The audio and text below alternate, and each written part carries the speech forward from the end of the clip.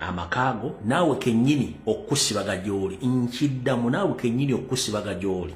One, balina proposal Museveni ayaleese abantu be ne baleeta proposal nti tufube buli okukola kye tusobola okukola nti tufunye amakaago tugateekewo basawo Abaganda nga balina access okukola buli kimu ekyetaagisa okukola mu kuyita mu kusibaga mbu baagala bakusuula eddalu nga bakozesa ebintu bye badde okozesa mu bulamu bwa bulijjo mu bakaago bye bagenda okusinziirako okuwongerera mu bakulwa Windows gy'oli nti bw'oyiika Windows gy'oli kijja bbangwira nnyo okutegeeza ensi twabagamba nti omuntu oyo ali ABCD era n'obuzibu bwamutuuseeko yabadde embeera gy'abadde gye yeekukumye era mu ngeri eyo banga afudde ffe tubikikwatako kubanga mutegedde embeera gy'ali musomi Mr. President kimanye nti amakaago gafuuse sabiro kati buli muntu yenna omufere abasobola okufera system nti basobola okutuusaako ekintu kyonna ekikukyusa mu mbeera gye bali mu makaago essaawa zino. Museveni naye asuubirwa nkiddamu ne Museveni kennyini naye asuubirwa mu nkola ey'akalogo kalenzi okutuuka mu makaago n'okukola kimu kyandiyagadde okukola kubanga ajjukira abantu abasinga obungi mu akajja mutegere nti Museveni mulogo. Ne Museveni kennyini naye asuubirwa okujja mu makaago obudde bwonna okuva kati yeeraguze akole ebikola by'akalogo kalenzi byonna nga wabyetaaga kubanga bulijjo babuuza amaanyi ogajjawa kati balowooza nti amaanyi gali mu njuuyo bagenda kukozesa buli kimu kyenagisa okukoza bakikozese mu makaago. So Mr. President Secretariat njagadde ogitegeere bulungi nnyo ebadde wingi y'akalogo kalenzi wingi endera mu Secretariat. Mr. President nsaba okutegeeza nti ebiziringu bwe bizibiti bye baali bataddeyo okuli ensimbi enkalu ezaali enzungu mwali dola paundi euro n'endala ze baali bataddeyo mbungi zo ssente ezo baazigyeyo zo ssente baazigyeyo naye ebyambalo n'emmundu bikyaliyo ebyambalo n'emmundu bikyaliyo zo ssente baazigyeyo naye ebyambalo n'emmundu bikyaliyo n'ebimu ku bizibitizibiti ebimu babigye baali baagala okuteekako babigyeyo so ne wasigalayo ebyambalo n'emmundu bye bikyaliyo mu nkola yaabwe naye nga bagenda gafuula sabiro bakole buli kimu kye baagala okukola ekiri mu mbeera ey'okukola ki ey'okwagala okugamba nti baagala kukola ekintu bakujje mu mbeera. Ffe nze nganze omuntu nkimanyi nti wagenda okuyingira mu nsonga zino nga Katonda amaze okulaga ekkubo nga buli kimu kinaakolebwako tekijja kuyitamu nga bwe balowooza kubanga n'aganaafa bagasalira essubi. Museveni mu mbeera mwali alowooza nti yasinga otegeera byebyo bintu engeri gy'alowooza. So Mr. President ngenda kusaba otegeeze omukyala Babi Itungo abeere careful nnyo bw'abanga adda mu makaago naawe kennyini bw'obanga osobodde okubanga olina engeri gy'otambulamu mu ngeri ya Labadaba style mubeere careful nnyo ebintu bibagenda okuteeka mu maka gammwe ebyakalogo kalenzi bijitirivu nnyo naye Allah kingirize gy'oli obeere mugumu kubanga enywera yerima awo tuvuddewo mu Secretariat eyo jagadde giwa President yokka. Alright, njala tandika akaki njala tandike akatambe kaaliro mu butongole nga bwe kalina okubeera. Tugenda katandika tutya kati wetwogerera essaawa zino Nyandi Yosoferi ali mu panic. Nyandi Yosoferi ali mu panic era anoonya legitimacy wabula legitimacy ekyagaanye okukola nga bw'ajaagala. Ekisookera ddala olunaku lwaliro ku kitebe badde press conference mpikinze in courts ekintu kimu nti obulu akalo ke twavaamu kaali kafu era ng'ekibiina kya National Platform tekikkiriziganya na byava mu kulonda. Mpikinzeemu nti akalulu ke twalimu kaali kafu era tetukkiriziganya na byava mu kulonda kyokka kyempikinzeemu ekyo. Ebisigadde sina comment yabyo. Mpikinzeemu ekyo nti akalulu ke twalimu kaali kafu era kati internationally locally buli mwakimanyi nti National Platform ewakanyiza ebyava mu kulonda ekempikinzeemu kamu kokka njalamu okwate bulungi kempikinzeemu kokka. Era abakulembeze bagenze mu maaso ne bagamba nti etteeka lisoma nti Electoral Commission bamala okulangirira wangudde eyina okuuploadinga ebivudde mu kulonda ku mikutu gwayo ogwa website okulaga DRA forms constituency district eyawangudde gyakola ki gyewangula naye Simon Bebakama katugenda mwezi mulamba tannaba kusteekayo kintu kyonna kyefaananyiriza ku buwanguzi bwa Museveni kubanga tabirina era ne batugamba nti bonge ekibiina kya National Platform balina DRA forms na buli kimu kyonna ekyetaagisa okulaga Museveni nti teyawangula Kyagulanyi yawangula naye kati basobola biteeka mu public domain oba byauploadinga ku mikutu gya National Platform olw'ensonga nti Electoral Commission ena basobola okubeesinga omwo okutandika okukyusa results ezo kandi basaba Simon Baka Mugenyi mbere ejo uploading results eziraga nti Museveni yawangula akalwa akawedde then yo walokuza uploadinga yo National Platform eri uploading ezaayo eziraga nti Museveni yawangula era buli kimu kifu bwe fufullo uza mukategedde munako mpikinze mu point B eyokola ki eyogamba nti okulonda kwali kufukuba it is official now it is known worldwide eyokubiri kwogamba Simon Mugenyi Bebakama nti uploading results eziraga nti Museveni yakola ki Museveni yawangula zaatalina kubatajja zitazirina ne bo bazina original eziraga so kyepikinze mu kyokkeekyo ebisigadde ba comrade sagala mu nkubira essimu sagala mu mbuuze kyekibaddeyo lwaki wakoze kino I'm very sorry mbaddamu sagala mu mbuuze ku kintu kyonna ekyogeddwa I'm very sorry nze ndi mu revolution era ndi wa people power ndi mu revolution era ndi wa people power ebyogeddwa sina kyengenda commentinga just nkotinzemu obuntu obubiri bwokka era bwe mbagambe mbutegedde bulungi nnyo so awo tuvuddewo era saagala kuddawo mukitegedde bulungi nnyo katusimbudde video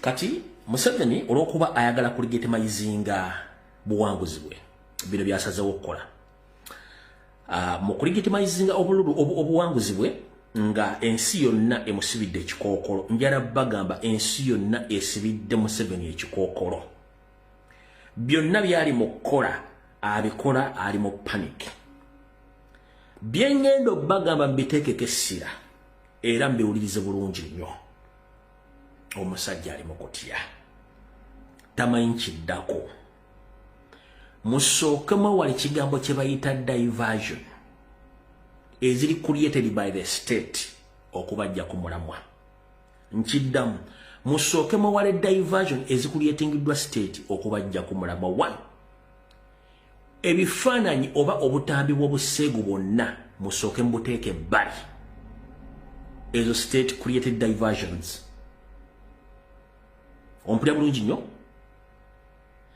ebifaananyi oba video oba obuseego obufuluma essaawa zino mbuteeke ku bbali nga bwabannabyabufuzi mbuteeke ku bbali olutalo wakati wa Muhoozi Chris bali omunsi olukwe David Kabanda olutalo wakati wa Muhoozi ne mukoddomi we musooka muluteeke ebbali ezo na state created diversions nzira bagamba ekigambo kimu njala kuwulira nga waboga akubye Muhoozi essasi oba Muhoozi akubye waboga essasi njala kulya nga Muhoozi akubye waboga essasi oba waboga akubye Muhoozi essasi oba Salimu Sala akubye Museveni essasi oba Janet akubye Muhoozi essasi wenjoka kasiza kiki baagala okukola n'ekyo ekituufu kubanga bali commission ya kutwala gwanga kati bisogadde mbireke byonna temu commenting temu sharing muleke mubaleke bakole vulugu waabwe mbagambye temugenda bintu muleke entalo zaabwe ompulira bulungi nnyo ezo bonna ba stated funded agents abali ku social media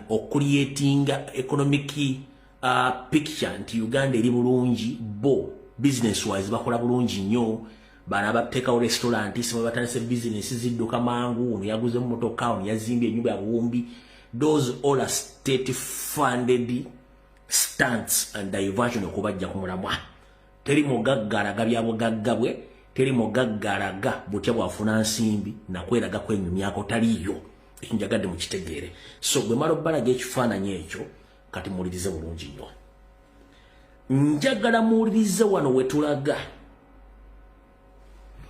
legitimacy etawaanya Museveni era etuusa omukozesa ebintu bino 1 mubadde mukimanyi nti Indian community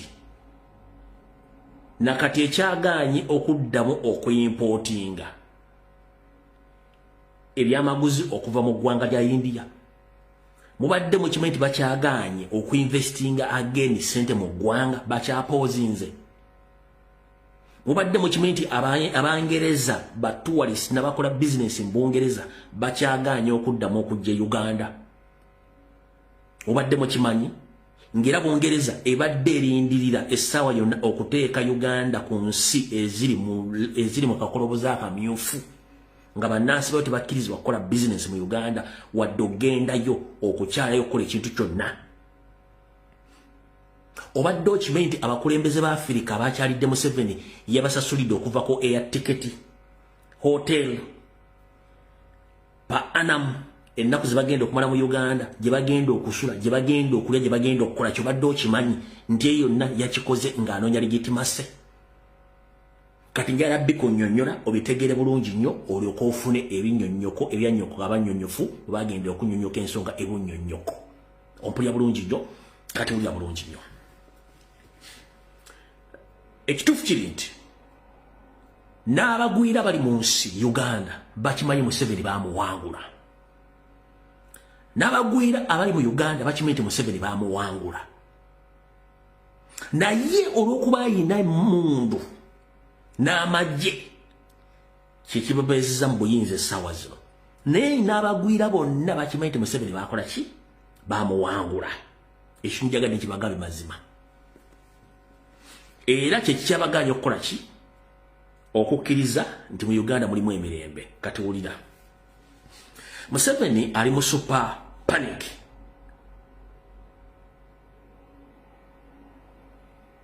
Museveni ali mu super panic ey'ekika ekyawaggulu. Era ensi zikagujje zikulira bamu kabimu ga twagala producing results, full results eziraga nti mukama oyo yawangula. Byabaka matalina results ezo gyagenda zijja. Ompulya bulungi nnyo, talina results gyagenda zijja. Kino ne kiteeka Uganda essaawa zino ku nsi ezimu ezitali ntuufu bantu kujjamu wadde okukolera business security wise, kubanga abasajja bano bakimanyi mu kunoonyereza kwabwe kye tuyita intelligence nti newankubadde Museveni yayiwa amagye, social media bagikozesa okulegitimizinga Museveni, naye abantu emitima gye bannayuganda giboyiringa munda. Kiringa bona okwata emmere ng'ebadde eyokya n'ogiteeka wansi n'esooka evaako akakakka koolaba akakolaga nti eyokya n'oddamu n'ogikuba n'ogisula mu kamwa ekwokyezaawo. Kati n'ensi z'abazungu bwe zitaba Museveni ne Uganda. Bo newankubadde nti agezezaawo nti akulinga ekintu kino, ne ensi ekyaboyiringa etokota. Olw'ensonga bagabye bakama producing results talina waazijja, kitegeeza nti bannayuganda bakola ki? Bannayuganda bakyaboyiringa. Katugenze ku kiri kye mbagambye ekya legitimization. Museveni yakutte obuwumbi n'obuwumbi bw'ensimbi bwesigenda kugaba muwendo. N'ategeeza bakyaliibe enkwezenge bajje bamuyambe bateekewo ekifaananyi nti Uganda eri seefu n'okulonda kwawedde, buli kimu kiri nnomo, abantu bazzeeyo okukola emirimu gyabwe, era Uganda eri seefu, buli kimu kiri okke. Kwe kuyita abakulembeze abamu Abafrika abaavaako n'abo ne bateekako nti ekibiina ekitwala Africa yonna ekya African Union n'abala bazze wa Museveni okumwebuuzaako ku emirembe mu Congo ne Rwanda ne mu East Africa. Bano bonna mwabale bulungi nnyo. Kino ekintu Museveni kennyini yakitaddemu billions of money. N'abayita nga kitegeeza buli omu ekitono nnyo bamuwadde emitwalo egitasukka emitwalo 20. Ekitono nnyo buli omu bamuwadde emitwalo egitasukka 20. Newokusula security n'ennaku ze bagenda okumala mu Uganda. Kino ekifaananyi Museveni akisiiga okulaga ensi nti Uganda eryokke, era n'Abafrika banne balyokke with him, tewali buzibu. Kyekyaleese abasajja bano tewali kirala. Lwaki? Kavudde kwanjula katandise. Kyekyaleese abasajja bano kasooke nziggyemu ka audio kana akali mu eno ngenda kulaga video. Kyekyaleese abasajja abo awo wonna eyo yonna staged legitimacy yennyini gye yeekulyetingidde eyo.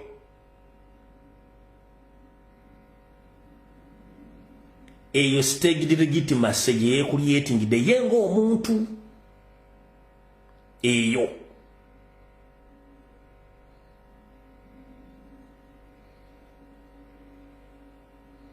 obalaba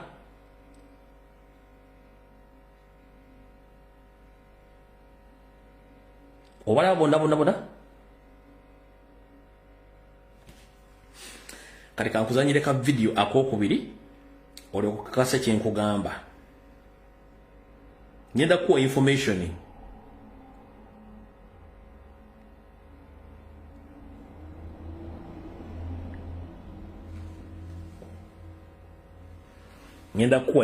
bulungi nnyo olyoka otegeere nawe wennyini weetegerere bulungi nnyo omala okusaako eddoboozi luli badde livuddeko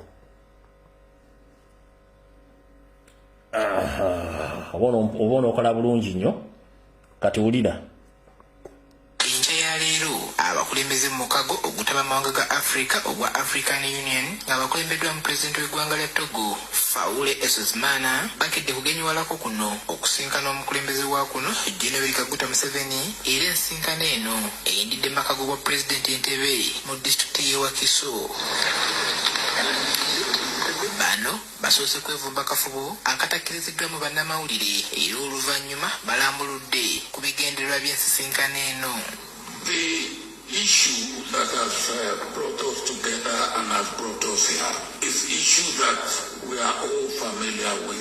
Is the issue of the problem, and I will say, put it mildly and say, issue of management or mismanagement of diversity and relationship with neighbors by the DRC. Mangi ku mawanga ga Africa gatabanyizibwa entalo n'obubinja bw'abayeekera obw'enjawulo ekiviiriddeko bangi ku bantu mu mawanga gano okukwatamu ebyanguwa ne beeteggula ekibabu okusobola okutaasa obulamu, ekintu ekireesewo okulumya omutwe abakulembeze b'emikago egy'enjawulo ekitakabanira Africa ey'awamu.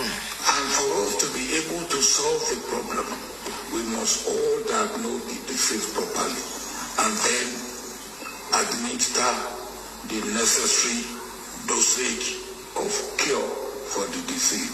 Mu mbeera y'amagezi muliro bano basazeewo okujja okwebuuza ku mukulu munnaabwe ku ngeri gye bayinza okwongera okugonjera okulwanagana kuno okuli mawanga ag'enjawulo. So we see President Museveni being in a unique place and working with him to see how we can bring African solution to African problem.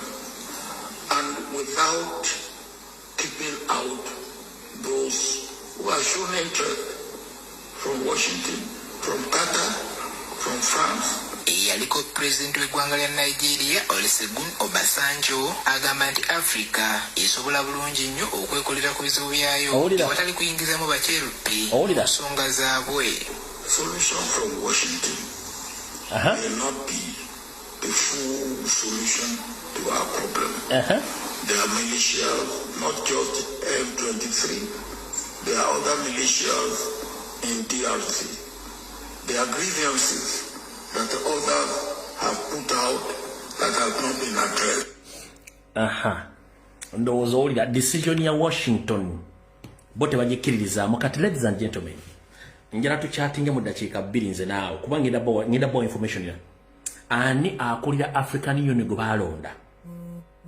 Ani akulira African Union gwe mumanyi bulungi. Si musajja muki mu Djibouti mu Eritrea muki no mu Djibouti muki akulira African Union ani muki si so no simeka manaye simanyani simeka ma enyereko ka ono gubazi guba ono muyaye kama naye simeka manaye ani akulira African Union mutufu. 1 Museveni yayisa abantu bano nga buli kitone nyo buli muya mwede mitwala aga asatu agaddo bali abantu batano yalese to legitimize him. 1 The conflict between Congo and Rwanda was solved in USA and an agreement was made. So, njagala soka babuuza. Endagaano zonna ezaakolwa mu Africa kusettlinga conflict between Congo and Rwanda zaakolebwa mu West Africa. Museveni yaliyo yali presented. Mwawuliddeko programu yonna okuva mu African Union official website yaabwe nga basindisa abantu bano bajje boogenda Museveni. No, bano yabayise kubeera nti baagala muli kumufuula nti abantu bamulonze era waali. Okitegedde bulungi nnyo. So, ono omwami ne banne yayise bafere banne mu myaka gye bajje bamuyambeko okusiga ekifaananyi ensi yonna nti waali. Naye nga ssente yazitaddemu mpitirivu nnyo buli yafunye emitwalo 3 nakati mu Uganda bakyalimu tebannagenda baagala kulya ki baagala kulya seno ku muligi mayizinga kyekyabaleese bano.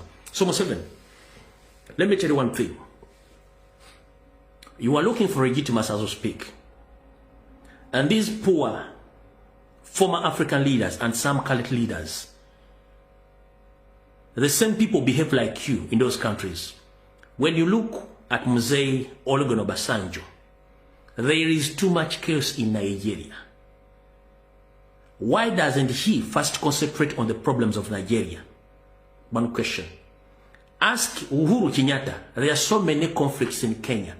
Why is he ever in Uganda try to portray around that in Kenya there is peace, when he himself knows that you are the one controlling Ruto and the other African leaders whom you invited? We know that you are trying to spread money across the world so that the world gives you the last chance, and which is not the last chance because you are preparing your family to take over from you.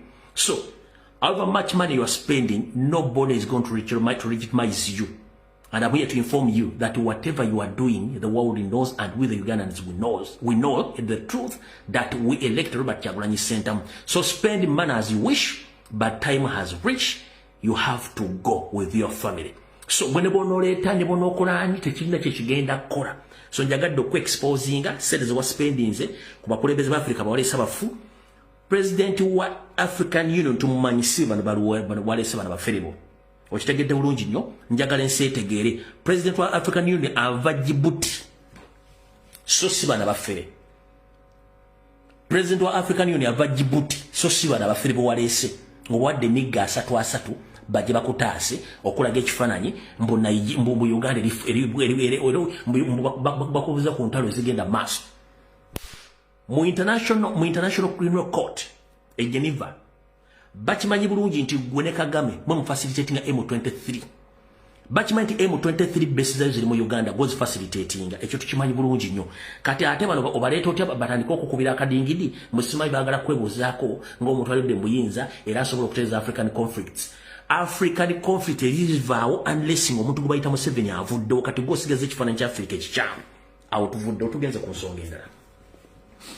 Ndowooza ekya Africa kibasigidde bulungi ezo sente yazisipendinze. Kati tugenze ku nsonga endala. Lwade tebuli busa, Museveni ng'ayita mu ambassador we ow'Obwongereza. Bwe bafunye intelligence nti Bungereza egenda teeka Uganda mu red line, Museveni n'alagira ambassador we owa Bwongereza okukontaktinga taata wa eyaliko Prime Minister Bwongereza gwe bayita Prime Minister Bwongereza gwe bayita Boris Johnson, gwe bayita Stanley Johnson. Nemutegeeza nti tulina ekizibu kye twagala tuyambeko. Jjukira nti Boris Johnson ng'akyali Prime Minister Bwongereza y'omu ku basajja babba Bwongereza diplomatically nga tetegedde. Neteekawo ne system ey'okutandika okuteekawo business wakati wa Uganda ne Rwanda nga barefugee bonna abava mu nsi yonna balina ku droppingibwa Rwanda ne mu Uganda. Eyo firimu yaggwera ng'efudde kati Keistama yagirimu naye yagivaamu. Kati Bolison abadde agent wa Johnson abadde akolagana ne Museveni nga bayita mbayindi na buli kimu. Kati balabe nga Bungereza bafunye Bungereza efunye intelligence nti Uganda afuna intelligence Uganda teri safe. Nga Bungereza egenda tegeeza Abangereza bonna abadde bakola business in Uganda bazi shutting it down. Etegeeza batuuze bayo nti Uganda is under the red line. Temukiriza agenda kola business wadde okutravelinga. Museveni ng'ayita mu embassy ye Bungereza ku Trafalgar Square yategeeza ambassador with immediate effect agenda anoonye mwami Stanley Johnson taata wa Boris Johnson. Era bwe yamunoonyeza n'amufuna nga bakolaga ne mutabani we Boris Johnson ne bayita omusajja oyo n'ajja mu Uganda. Omusajja oyo yatuukidde bulungi mu State House ne bamusasula sente ziri mu buwumbi.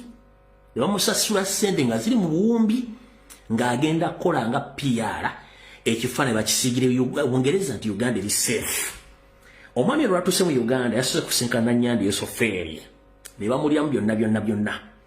ne bamuwa security buli kimu kyonna ba bodyguard n'agenda atuwalinga Uganda era yasose ku Action Falls n'agenda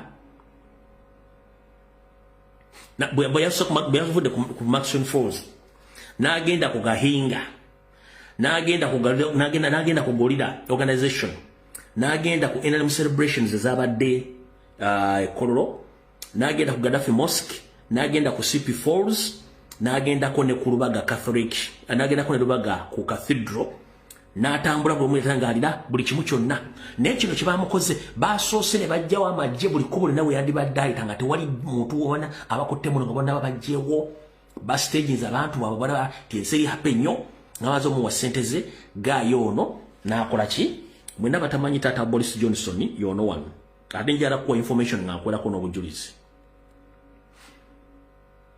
yono tata wa Johnson kwaita Stanley Johnson yoyo kitawe Stanley Johnson era abadde mu Uganda anza nokubanga akyali mu gatannaddayo yoyo Stanley Johnson kati abantu b'Obongereza mwenna ab'enkyukakyuka bakulembeze mukyalireko omwami no ku address ye mukyalireko omwami no ku Twitter handles ye oba ku social media platforms ze mumutegeeze kyeyalabye bamusibye katambaala Uganda eri bubi era Museveni obuteekweka n'akonfaminga kyenjogera Museveni mbuteekweka n'akonfaminga kyenkola ki kyenjogera manyize ebyange mbyogera nnaki ebyange mbyogera n'obujulizi saagala ogambe omusajja ajja ntatuwa bujulizi ebyange mbyogera nnaki n'obujulizi oyani oguninyoko oyani nkuwa information nenkwelako n'obujulizi oyani nkuwa information nenkwelako n'obujulizi omuli bulungi nnyo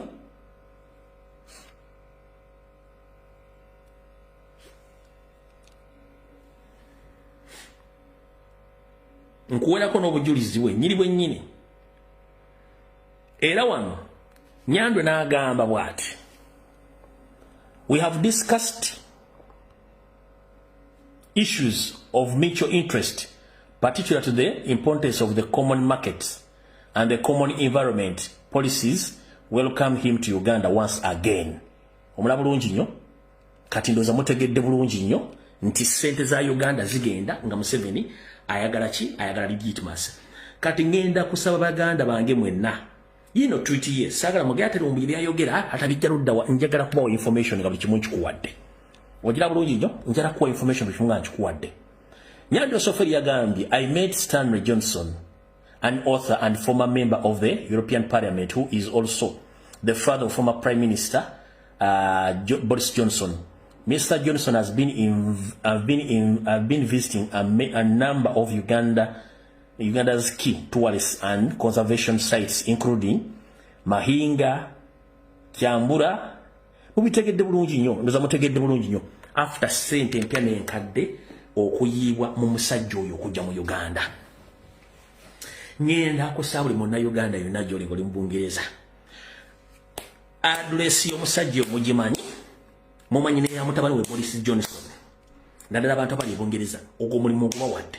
Mugende ku social media platforms ze mumuteekereko ebintu abitegere bulungi nnyo nti Uganda teri safe nga bamuwadde ekifaananyi ekyo ne bamuwa ssente kubanga bamusasudde ssente eziri mu billions of money okuba ng'akola omulimu ogwo okusiga ekifaananyi kubanga Bungereza yabadde maze okuyisa intelligence ng'egenda g'abantu baayo nti Uganda is not safe ba eri Abangereza okukola business saako n'okutuwalingayo olw'ensonga nti tetulina legitimacy byavudde mu kalulu. Tetulina legitimacy byavudde mu kalulu. Era nga ne mu Africa Museveni bamugamba ekigambo kyekimu nti ebintu by'okola tebiriiko legitimacy.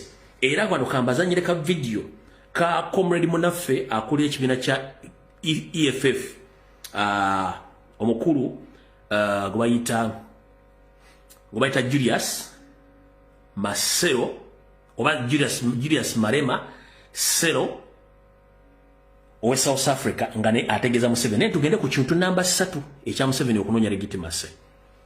Wano Marema yabadde ategeeza Museveni n'ekibiina kye kya National Reverse Movement Sakoneto Commission ne Uganda Communications Commission obuyayi n'obufere bwe bakoze mu kulonda kuno okuwedde. 26 Ugandan general election was marred by a nationwide internet blackout, repression of civil society, violence against opposition supporters, and the suppression of independent media and communication. Just days before the vote, the Uganda Communications Commission ordered the shutdown of internet and mobile service in a brazen attempt to blind citizens to the democratic processes and undermine transparency at the crucial moment when information is needed. Reports from international human rights organizations confirm that these steps violated fundamental rights to access information and free expression, creating information vacuum that shields abuses, delays results, and erode public confidence in the integrity of the elections. It is additionally concerning as this has become a trend in the region, having similarly occurred in the Tanzanian presidential election just late last year. We condemn the violence and intimidation directed against opposition figures, political activists, and voters, and the unaccountable use of security forces to silence dissent. The EFF stands in firm solidarity with the people of Uganda and calls on regional and international bodies to recognize these elections as illegitimate and unacceptable democratic norms. We call on all ground forces to heed. Zamuchitegedde. Kati wetuvaawo nga mmaze okutegeera ekya kitaye wa Johnson wa Boris Johnson oyo omwami gwe mbagambye abangereza bannayuganda bali eyo nze maze obbawa bulungi nnyo information ekwata ku bigambo ebyo. Kati tugenze ku nsonga endala mugiwulirize bulungi nnyo. Mugiwulirize bulungi nnyo njala mugiwulirize. So Museveni maze obbagamba ekya Africa mukitegedde ekyabungereza mukitegedde. Kati tugenda ku ky'abayindi. Abayindi bo mu family zaabwe mu meeting bagamba Museveni akaluba akamukuba. Era sente zaabwe zisinga obungi badde bazifulumya eggwanga ne family zaabwe nga bazifulumya. 1. Bayina history wa Idi Amin tanabava ku mutwe. 2. Bayina history wa Kayunga tanabava ku mutwe. Bayina history wa Mabira tanabava ku mutwe. Kati Museveni okuba nti aludde mbuyinza emyaka 4. Bakimanyi nti yabbye akalulu tebali safe mu Uganda. Bamugambye nti fe open tetukyalaba wano kintu kyonna kigenda maaso. Uganda tekyalina future. Ebyobufuzi byonoonese. Tusobola kukwata abantu n'obatta nga n'akalulu tekali bwenkanya na buli kimu kyonna fe tukola ki tugenda. Kati Museveni byafunye intelligence nga ba manufacturers ne ba suppliers abayindi abali mu India abadde basindikanga ebyemoguzo okuva India okubeta bayindi bane babitunde nga bataddeko envubo nga tebakkiriza kintu kyonna kya muyindi kuva India kuyingira Uganda. Abayindi bagamba katusooke tukole kitwetegule tufulume eggwanga wate wakyali business. Museveni kye yakoze n'akwata obuwumbi bw'ensimbi n'akubira agent w'essimu okwoganizinga expo mu ggwanga lya India. Eraga abayindi mu ggwanga lya India bategeze bana abali Uganda. Uganda eri safe, tewali butabanguko n'okulwada kwawedde. Kyonna kye balaba kiri influenced by social media but ku ground tewali buzibu, eggwanga liri mu control. Museveni nga bwe yakozesa ambassador wa Uganda Bungereza bwe yakozesa ambassador gwe bayita Professor Joyce Chikafundi. Professor Joyce Chikafundi yono ambassador wa Uganda e New Delhi. Njagala kuwa information nga nkwera kono obujulizi. Ono ye ambassador wa Uganda mu New Delhi gwe bayita Joyce Chikafundi. Omulaba bulungi nnyo. Yo Joyce Chikafundi eyakoze expo mu ggwanga lya Buyindi okulaga abayindi bonna nti Uganda eri safe tayina buzibu. Byonna bawula ku social media na buli kimu si kituufu. Oyinza okugamba nti amannya genjogedde sigego njagala ogerabireko bulungi nnyo nti yoyo Professor Joyce Chikafundi ye ambassador wa Museveni mu ggwanga lya Buyindi mu kibuga New Delhi. Nali manyo ogawula Chikafundi geego. Okitegedde bulungi nnyo. Kati sente ne ziyita mu embassy expenditure ne ba diplomat abatute sente enkalu ne bagenda ne bakola kye bayita Uganda Indian Expo show. Bayita ba investor bonna ne family zaabwe no assurance nti Uganda eri okay, tewali instability, akolomuze yakawangudde, buli kimu kiyoke. Era mukolo guno gwabadde mu Hyderabad gye gwabadde nenga Museveni ataddemu sente z'empitirivu okuba nti alegitimizinga nenga baba iri bamugambi fete tuli safe mu Uganda anymore. Political instability tuziyiseemu n'akaluke nnyini tekabadde free and fair. So tetwagala kulisikinga tekano sente zaffe buli kimu. Era mugenda kulaba nti okuva okulonda bwe kwaliwo n'okutuuka olwaliwo abayindi abamu tebannadda. Ne mu banka tebajjayo sente kuba baali bazikoze transfer. Nga batidde nakatamu tebannakola ki. Kati kino bwe tugamba tugenda mu kwekalakasa okwemerera okutula wansi. Nga n'abakola surgical operation mugikola bulungi nnyo. Musobola okuddamu ne muteeka pesi y'ekintu kino. Nga president ye gyali gyasirikidde kya planninga. Njala kusaba mwenda bamobilizinge ku ground. Omanyi tewali kintu kitiisa muntu muyeekera nga muntu musirikira nga tamanyi kyagenda kuzzaako. Kati ngenda basaba mwenna bakomrade bali ku ground. Buli district mukunge nga president bwakunga buli kimu kikyambule muli kubanga bo ba foreigners mu Uganda tebali sete na kigenda kuddako. Nenga Museveni open eno information temugenda gisanga wantu wonna. Wanowoka. Eno information temugenda gisanga wantu wonna. Wanowoka ngibagambi ne Museveni kennyini. Akimanyi bulungi nti zino mission esatu ezali gitimase yabadde nfu. Zabate teziteekeddwa kumanyika ko wantu wonna wadde okulinkinga kati mazo zifulumya oba wetugegenda wetugire ku munyanya ffe tukyali wano twagala buwanguzi bwaffe by all means. Ate nnyongera okulabula history takufevalinga mu bintu byakuteesa kubanga gwe kennyini gwe muliwo enkwasinga. Okitegedde bulungi nnyo. So kati mukitegedde bulungi nnyo y'ensonga lwaki njagadde obbagamba information mu kusookerera bwe muntu ategeere omulimu gwe mukoze. Kati otole mulaba wakati wa Muhoozi ne mukoddomi we wa Bwogo kyonna kulwanira buyinza. Kati njala mulize statement yange eno nga mbaza okufuna information yeyo. The moment you scare off foreign investors in Uganda, it's a gone case. Government ya Museveni tesobola kuyimirira wadde emyezi 6 wadde eremezaako. The moment the foreigners bava mu kubanga jukira Museveni made a mistake which was added advantage to our struggle. Kwe kujjeko ne bagijja mu mikono gy'abanna Uganda n'agikwasa ba foreigner. Kati ba foreigner baagala kudduka. Olw'ensonga tebali certain kitegeeza tali ate nga banna Uganda yabadisablinga mu economy n'abajjamu. Economy n'agikwasa aba China, n'agikwasa abayindi, n'agikwasa aba Ethiopia, aba Somali, banansi n'agibajjamu. The moment bano bakivaamu under operations eza surgical operation kiba kitegeeza Museveni economically kabaka oweddemu. Mujjukira comrade Aaron Masebo yabagambye nti tusobola okutuula wansi kubanga kisa constitutional right. Netugamba mwezi gumu tugenda kuba Museveni economically nga teri economic activity yonegena mu Uganda kiba kitegeeza nti buli kimu kiba kiwedde.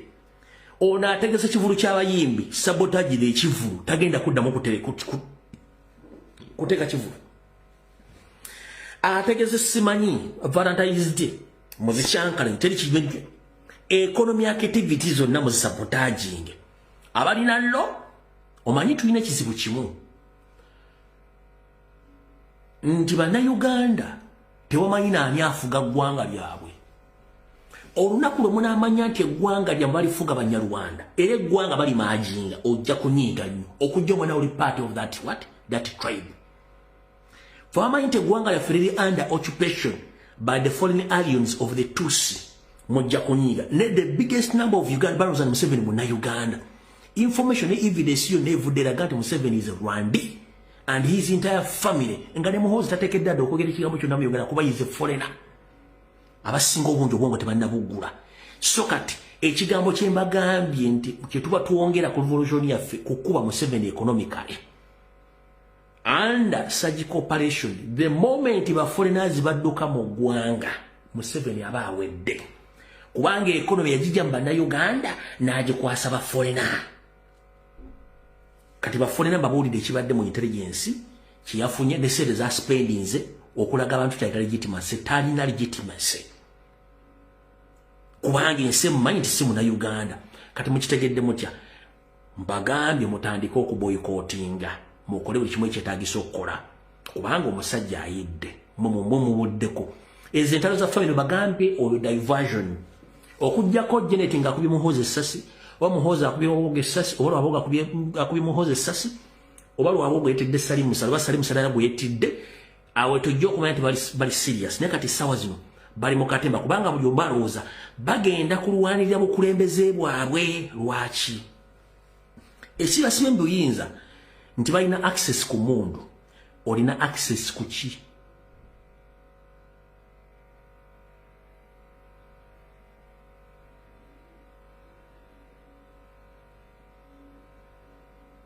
mani wachinsirikiride ekisibya Museveni mbuyinza balina access ku mundu olina access ku ki access jiwalina yeyo kuyimuka in big number tewayimuka olina access ku ki ekirala olina access ku boycott olina access ku surgical operation.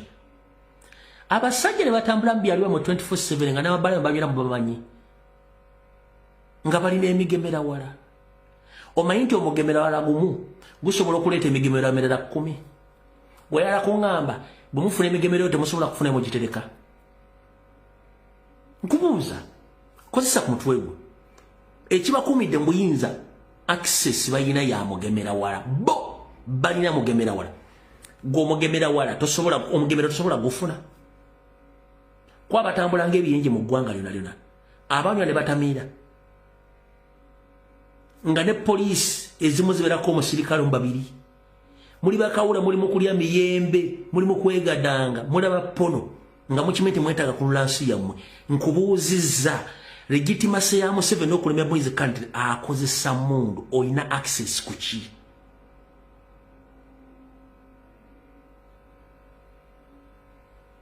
access yoina gyoba okozesa essaawa zino Nyandi yosoferi ng'omuntu talwanangako lutalo tebakulya sente genda obuuze ku buli wo veteran Museveni talwanangako lutalo in fact akubangako dasasi yali abeera mu diaspora ng'atambula dujji kunoonya sente nkiddamu Museveni talwanangako lutalo olutalo lwalwana omugenzi Frederick Rejema lwalwana Salimu Sale lwalwana Bakayindo Tafiire Baji Muhwezi lwalwana Kayira Andrew Lutankome n'abasajja Abaganda Museveni ng'omutalwanangako lutalo era ye musajja akyasinza obutiitiizi mu nsi yonna ng'ekintu kyonna ekimugamba nti onazze ku luno si muntu wo Museveni asobola okudduka ekyo kibabuulira talwana era tebaku Museveni olutalo mutalwanako lutalwamu yali anoonya bunoonya mundu sente na kufuna Baganda batasobola kwetegerera mu buddo nti basobola okufuna obuyinza nga bwe kiriwo olwaleero nti Baganda manya basinga obungi bo balowooza nti bo baliwo okubeera kubegerako obubeezi Museveni kati kansoke mbanyonyoye wantu wano okuva mu 1962 waliwo akabemberezanga Abaganda bali mu buyinza Obote n'atwala ne kabikuka okuva ku olwo Abaganda bonna abazzi babeerawo be babadde bakola donke waaka okuyimirizaawo gavumenti zonna nga bali mu bitongole ebyokwerinda ebitongole ebyensimbi ebitongole ebikola emirimu nakati kino njagala kigamba n'okuva mu 1980 mu lutalo abaganda be baleeta Museveni be balwana so si Museveni nga bagamba nti abantu 207 nedda 207 kozesa omutwe gwo basobola okulwana olutalo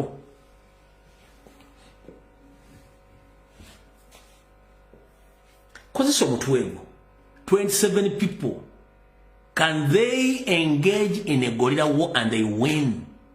No.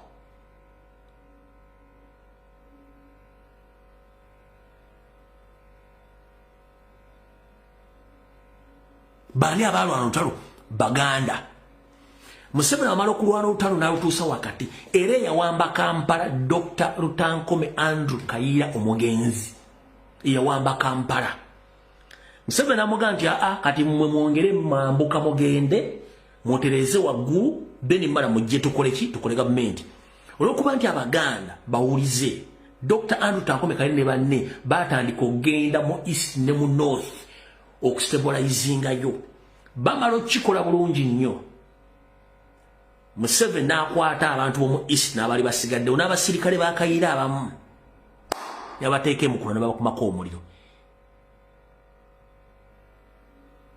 Chovola ateri family kugamba nti fetina proof ndio mtu wafama mutira mu kiringe kwata incidence ye mukula ojigiragera ne incidence yagwe wakibeterere semo incidents zakole mu muntu wangu omu kwata incidence ye mukula okwata incidence ye kiwetere eno mu masirengeta the same incidents with no proper information teriwo kati abasajja bano tebalwanangako bade bakosanga advantage yaffe katuleka nkonyize mu lutwe no tegere bulungi nnyo ngobadde okimanyi nti Museveni fuga ebbanga lino lyonna ne gavumenti y'okutambula ebadde etambula ebadde y'abaganda bali mu underground nga bakola architecture work engeri eggwanga gye balifugamu Museveni ebintu Museveni byakola ebyekambi bannyonnyola feature lwe mu bitegeere one Museveni ebintu byakola kwe kutegeka obutujju wandika ebintu bino Museveni ebintu byamanyi byakola byokka kwe kutegeka obutujju okutemula okuwamba n'okutulugunya bye bintu byasobola obutemu okuwamba n'okutulugunya era kyobula nti agula nnyo mundu mu Africa yasinga okugula mundu kubanga kyasobola bwe tudda mu ba think tank abantu abalowoleza eggwanga n'okulitambuza politically economically socially 80% babadde baganda era badde batulyamu enkwe n'okutuuka olwaleero be bakyakikola amazima gali nti Museveni si mugezi ng'emulowooza Museveni mudaawa to the extent bwagenza ajjamu abaganda bonna basse n'abalala bajjamu mulaba kati akavuyo akaliwo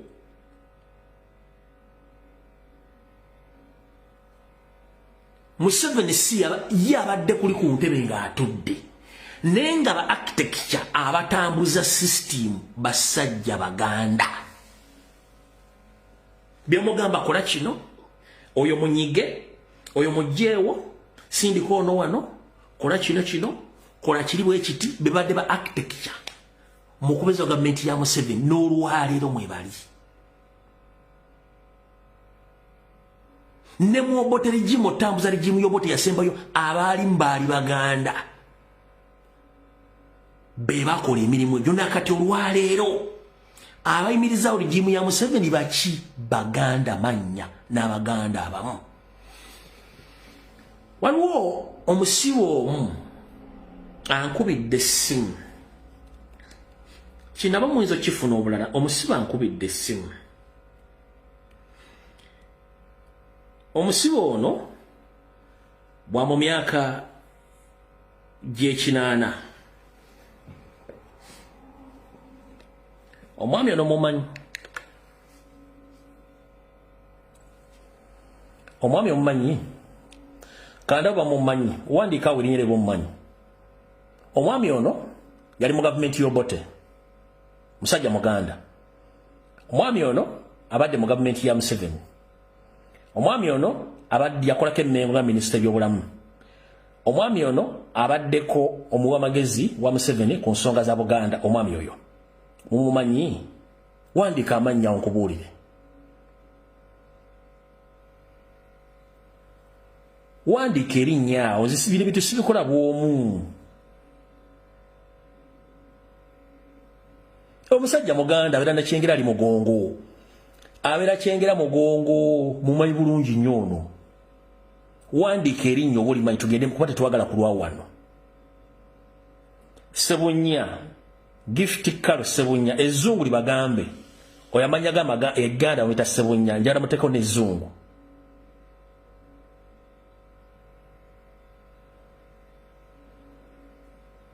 Njala muteko n'ezzungu.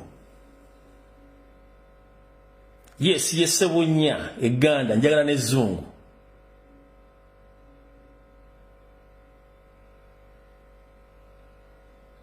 Njala muteko n'ezzungu.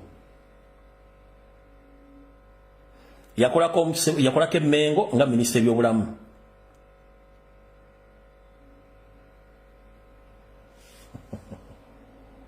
All right. Kale. Ye Robert Sebunya.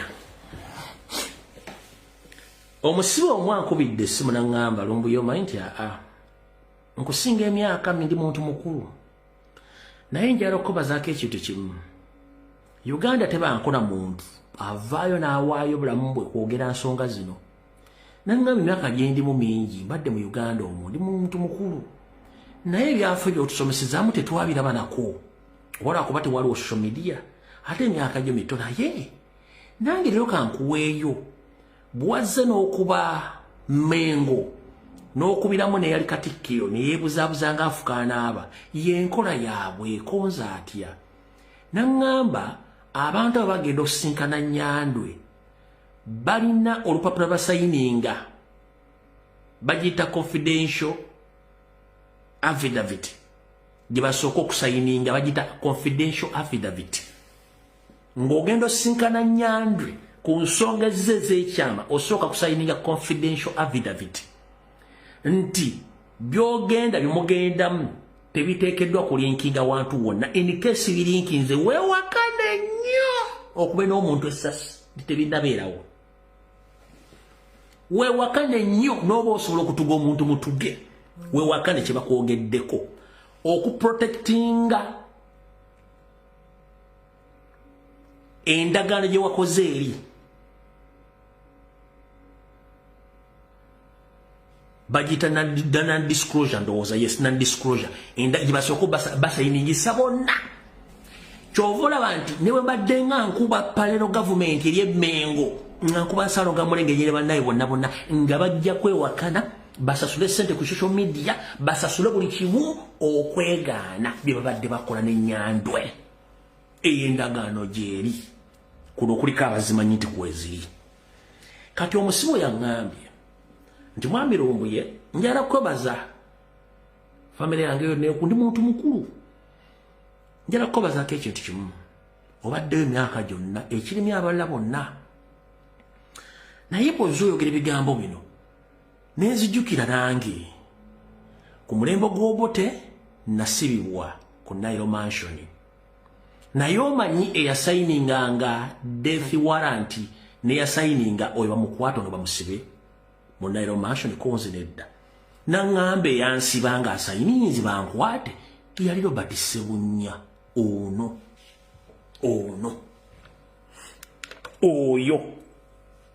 Oyo ye yali mu Nairo Mansion nga yasayininga abakwatibwa abasindikibwa kwa limanda abasindikibwa buli wamu. Oyo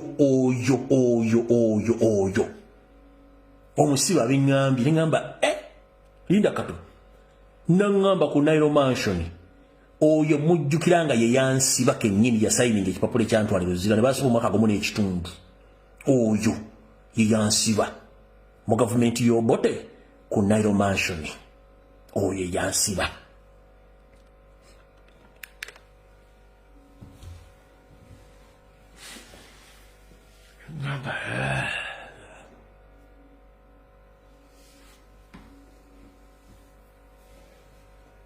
nangambira tebaye muntu yenna addamu ku Uganda yenno ba social media kuddamu kumanyira olw'ensonga bano abantu tebamanyi kiri munda mu deep state mu by'omunda nti Museveni teyali tasobola kufuga ggwanga eyo myaka 10 singa si Baganda ab'enkwe nakati abali mu sisitimu Baganda bennyini be balemezzaako Museveni era be bafuga eggwanga Uganda and this guys kyokula nti bagenda kulwanisa senta mu Kyagulanyi era bayinza n'omuttisa ono omwami wakagali na bingu gali gwalina mu mugongo ngodde bova ekyengera ku bwekengera muti mu tawuli wennyini jukira kyengera mu tawuli ne kama 20 era alikeri genda ku Sabeti View waggulu n'erigenda emugongo eriguka mu Kinaawa kati bova ekyengera bwoti mu trading center yambuka wano bodda Masaka katugende wano bodda Masaka ku mukono gwo ogwa kkono lyekkubo lyo yambukirako noyita ku kyengera police bova ku kyengera police station waliwo meters nga 12 okutuuka ku makagono omusajja waali nakati kubanga kati gamuwedde wasula awantu wali family yonna waali ono omusiba ngambi saagala kugamba bintu bino naye mbikugambe bitegeere nti Abaganda bennyini n'essawa zino be balemezza Museveni buyinza Museveni ne banne tebabeerangako ati afuga ggwanga no angambye Museveni tebabeerangako na ati afuga ggwanga Uganda Baganda ba think tank owulira presidential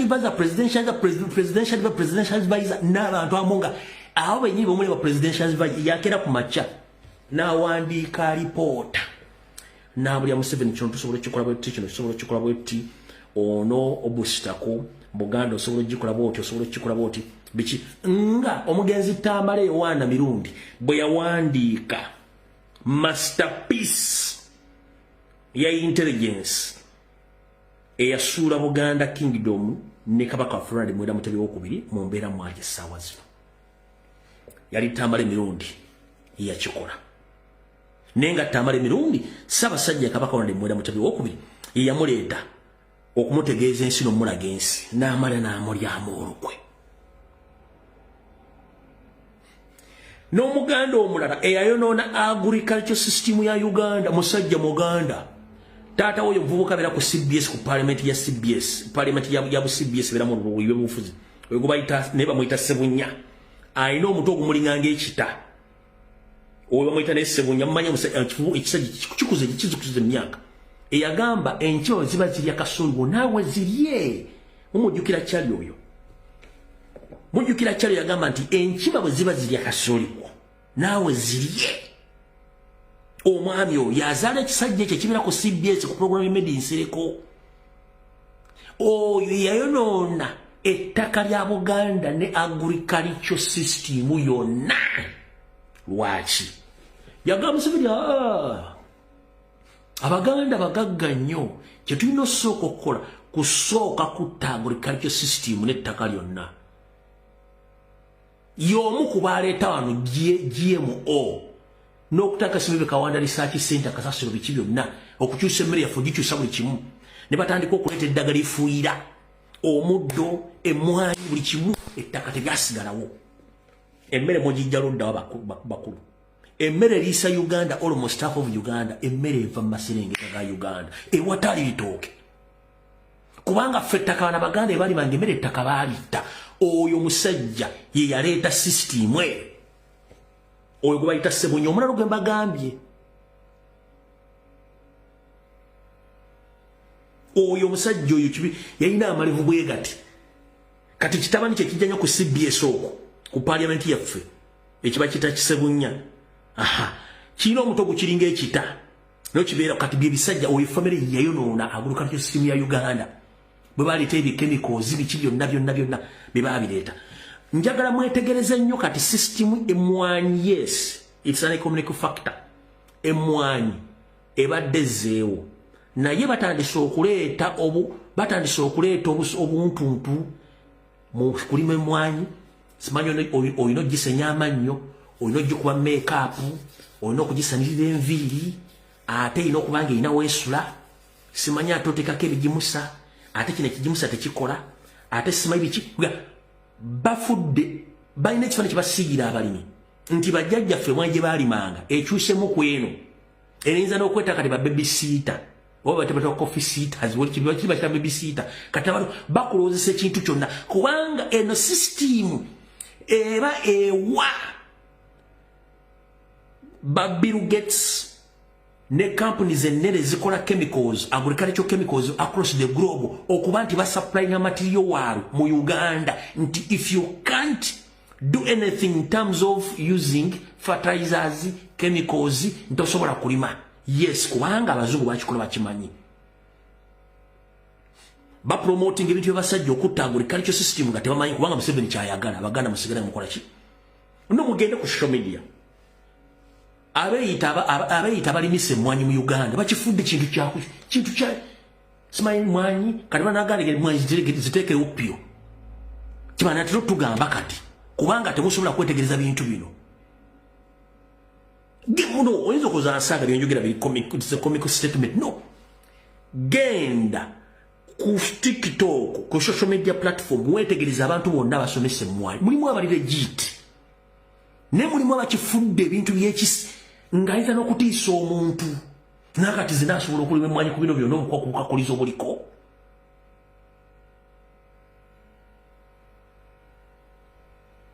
kubukakuliza bakutera ku mwanyi kati mwanyi kanenemi kubanga kiri kye baagala kino bakikolya ba international chemical manufacturers eza agriculture okuimportinga chemicals ezo nenga tebamanyi repercussions nkere mwanyi oyina kati okubanga oyina irrigation iba toyina irrigation tosobola kulima mwanyi jajjawo gwogenda nokebera bajjajja kuliko bajjajja basaka balina irrigation farms irrigation systems mu Uganda.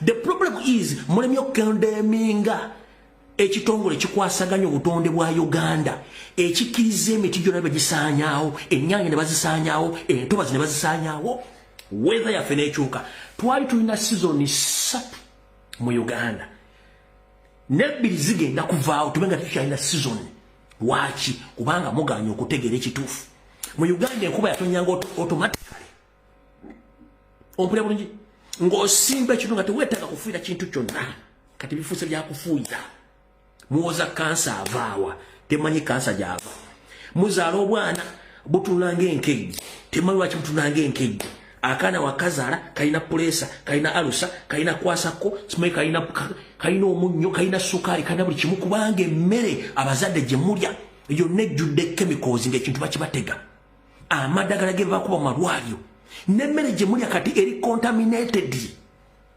sooka okozesa omutwegwo jjajjawo yalyanga enkoko ya myaka 3 gw'olya enkoko ya myezi 6 oba otegera bulungi lwaki omuntu asise emyaka 2.5 n'agifunza n'agiteeka mu myezi 6 ng'olya amagi olya enkoko tosooka kite kati nakino kakitukutegeeze abazungu abategeera balya organic food era ali very expensive abazungu abategeera bonna mu nsi balya organic food era ali very expensive kati mu abatayagala kuspendinga n'abalita buli kintu kyonna ekyalayisi temutandika okulya okitegeera kuba temwagala kukozesa bwongo bwammwe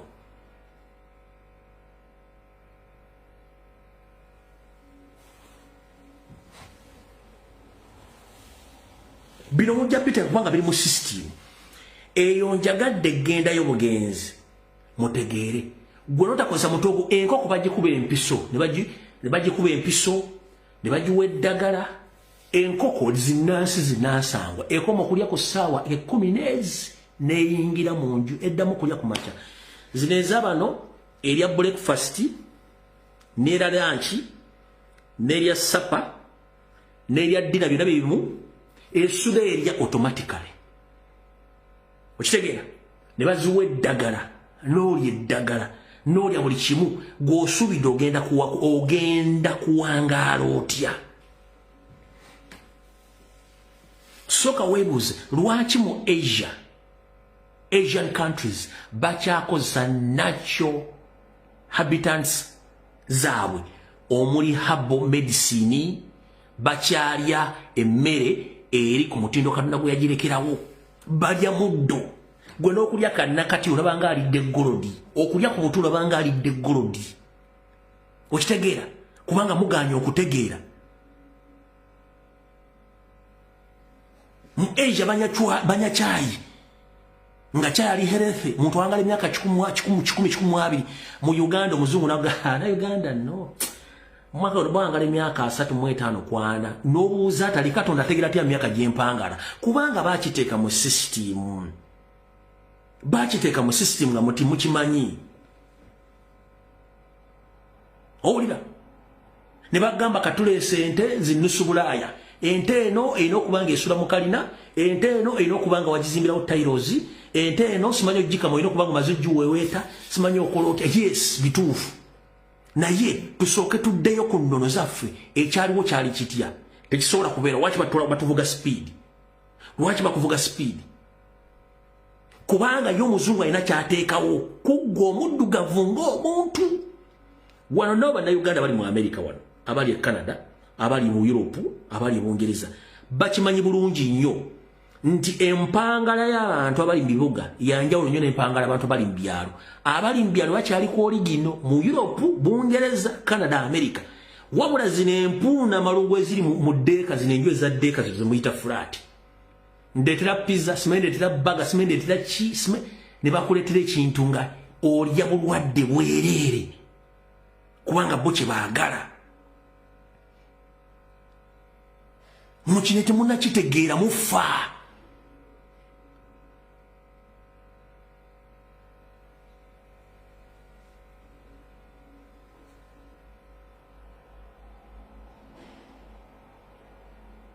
okitegera bulungi nnyo enkoko ya myezi 6 tesobola kutambula etambula ejagira bweti enkoko simanyi erina pulesa simanyi erina kamunguluze bwetambula ennyenyi z'okuwoka okugulu nkoko ya myezi 6 kuba temwagala tegeera bintu bino so eyo mbadde mpitidde obwetizi munansonyiwa mbadde mpitidde obwetizi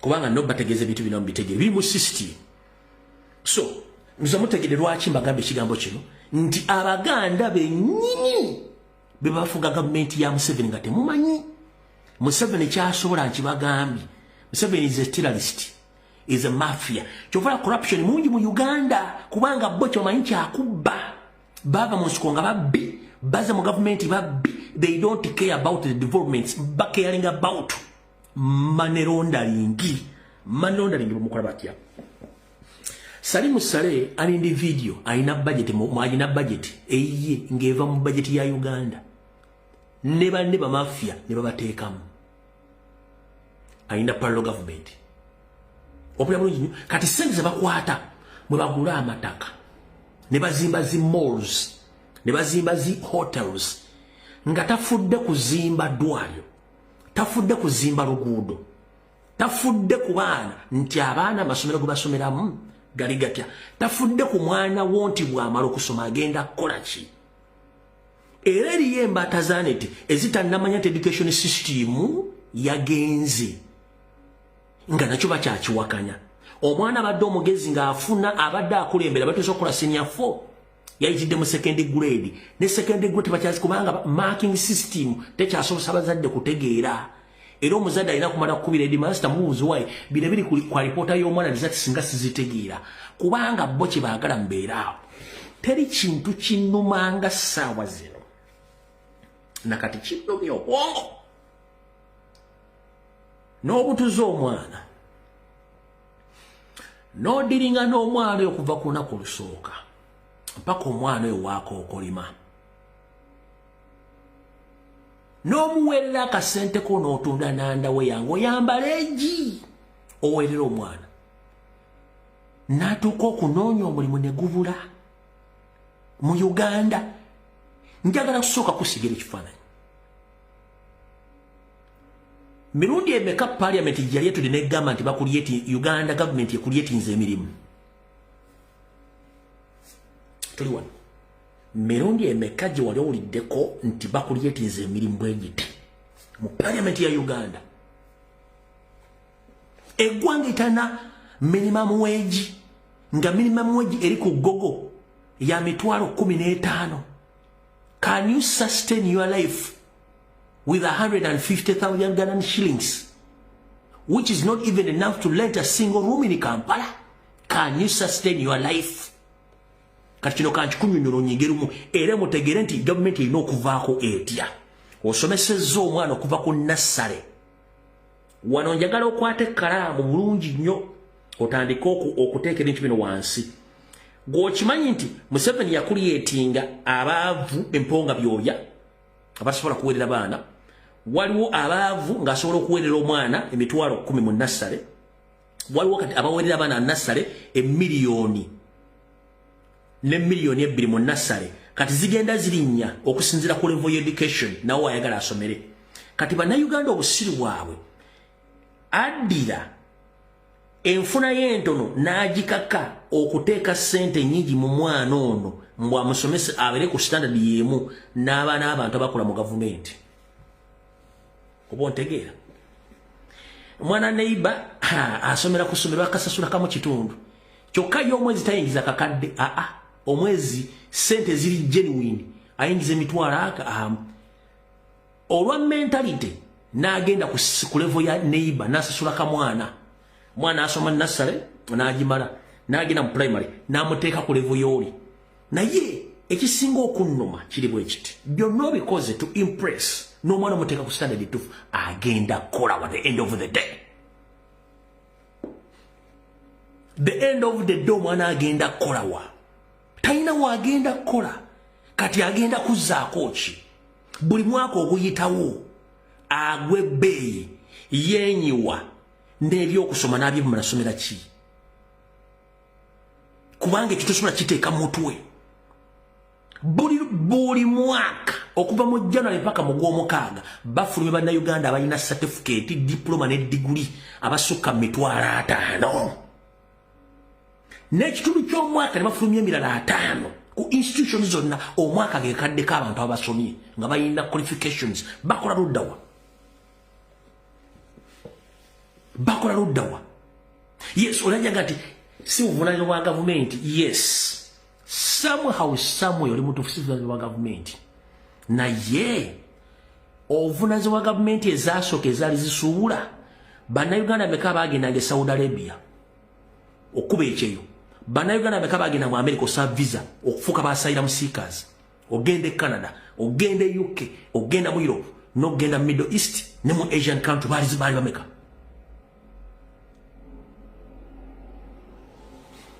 era gwe tonnategeera mu buwongo bwo nti listen omwana wange ono kamusomese amanyi okusoma n'okuwandiika ntandika omumontali nga kikyasobola nkiteekeko essira n'abasinga okufuna obulungi mu America Bungereza Canada mu Asia bonna bali self employed tebakulya ssente tesobola okugaggawalira nga obakukozesa obanga onoonya mulimu nkiddamu nkikuteekamu mu mutwe gwo oba wasoma oba tewasoma teri muntu awangaala ali mu mbeera nnungi kembe musize muyayanja nga teyeekozesa omuntu akozesebwa tolina choice olinga mbwa mukama wayo wayagadde wagiwa emmere bwerabidde ogiwa emmere tajja giwa mmere naye era buli jagala embwa yange tennali nadda n'agiwa emmere abantu bonna abali mu mbeera ennungi negimuyaya n'ogenda bonna bali self employed kubanga you have to be creative, you have to create a job for yourself. Ask yourself job creators bazaliwa ku planet ki gwe jotasobola kwe creatingira nga when you look into history bonna ba Uganda manufacturers never balina small scale industries bonna ba P7 senior for dropouts oina PhD you are moving around nasoma oina masters okola ku degree okola ku TV nga ne mukamaawo ne senior 6 tajirina lwokuba manyi okwogera oluzungu ate na kino kankikugambye gwe wenna yasaamirira I'm sorry to mention ng'osoma okuyita gwe ngoloza nti osomye nnyo naye ng'enfunayo ntono jjajja oli musiru. Obugagga babupimira ku by'olina ne by'okoze si bitabo.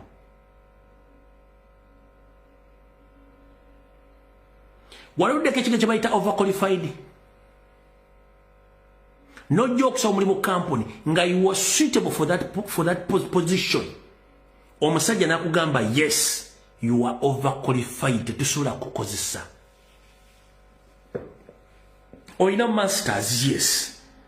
Nanyini company ya wa senior 4 oba ina ka diploma oba ina degree olina masters najja nagamba ne tujja kusobola kukozesa lwaki sire tuzirina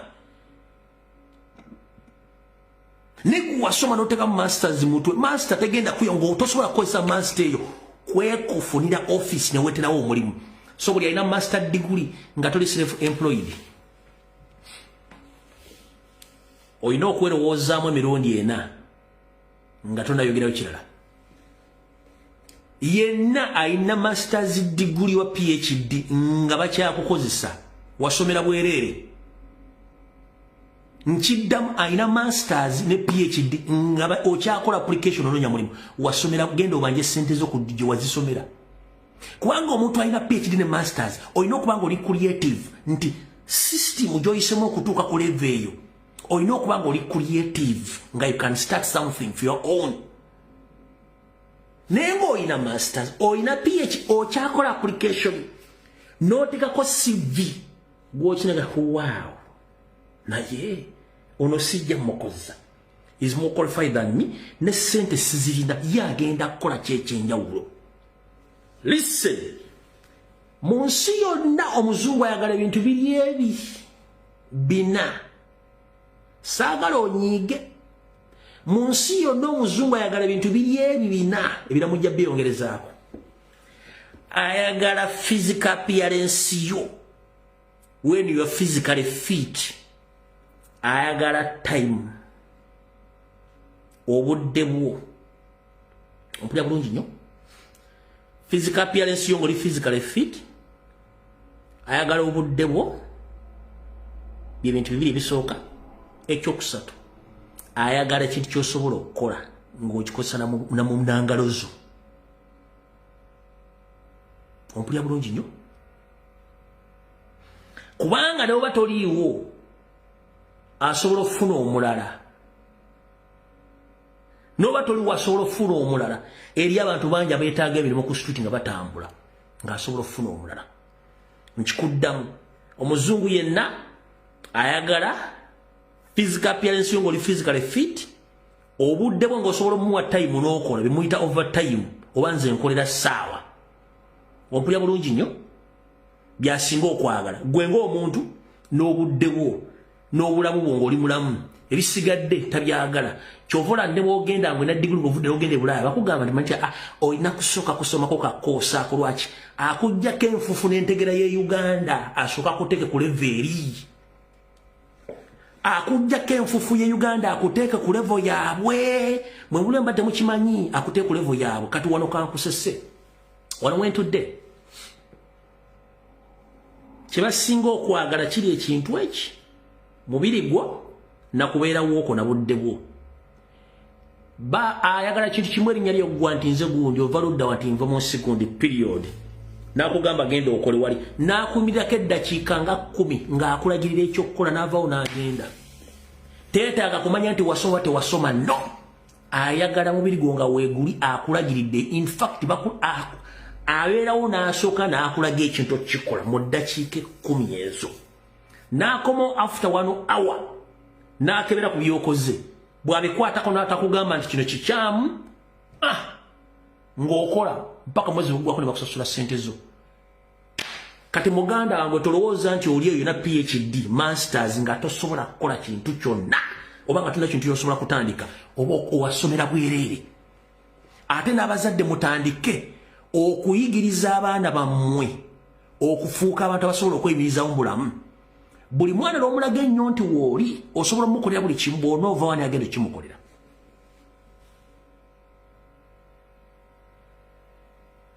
agenda kubeera ludda wanga taliiwo.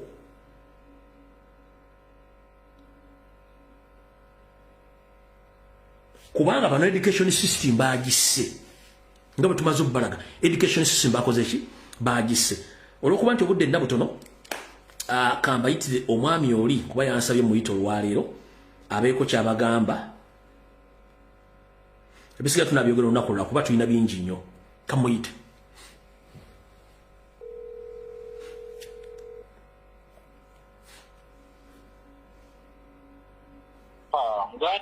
Sebo nkulamusizaako Sebo.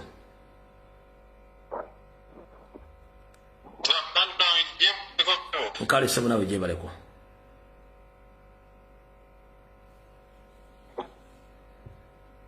Owa leero oli ludda wa?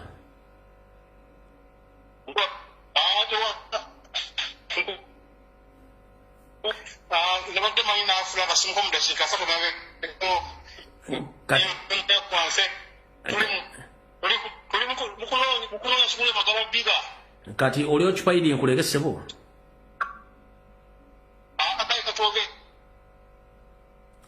Netuwaka yebuukabuuka bantu bakuuli obuukabuuka Sebo.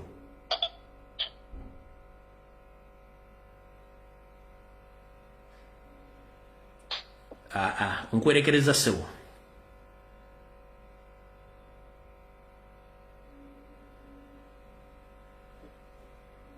Omukulu netiwaka tejja mu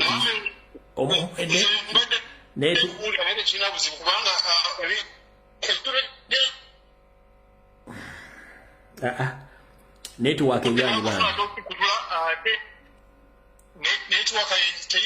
netiwaka ekulemerere muganda sagala kumalira budde.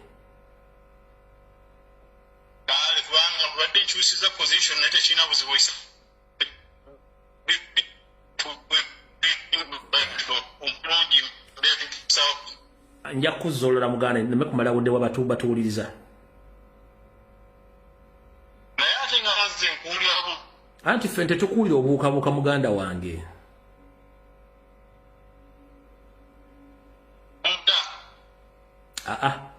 Tukite. Nja kufunulanga netiwaka eteredde Sebo.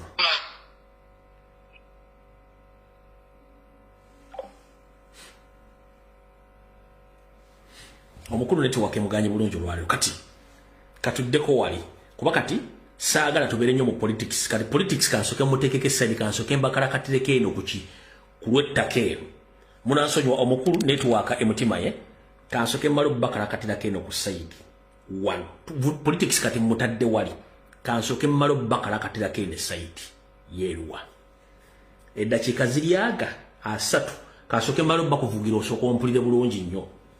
Kati mbalamusizaako bannayuganda ennaku z'omwezi ziri 4 ezaakoka ku mwezi ogwokubiri mwaka 2026 kansumenti muli bulungi.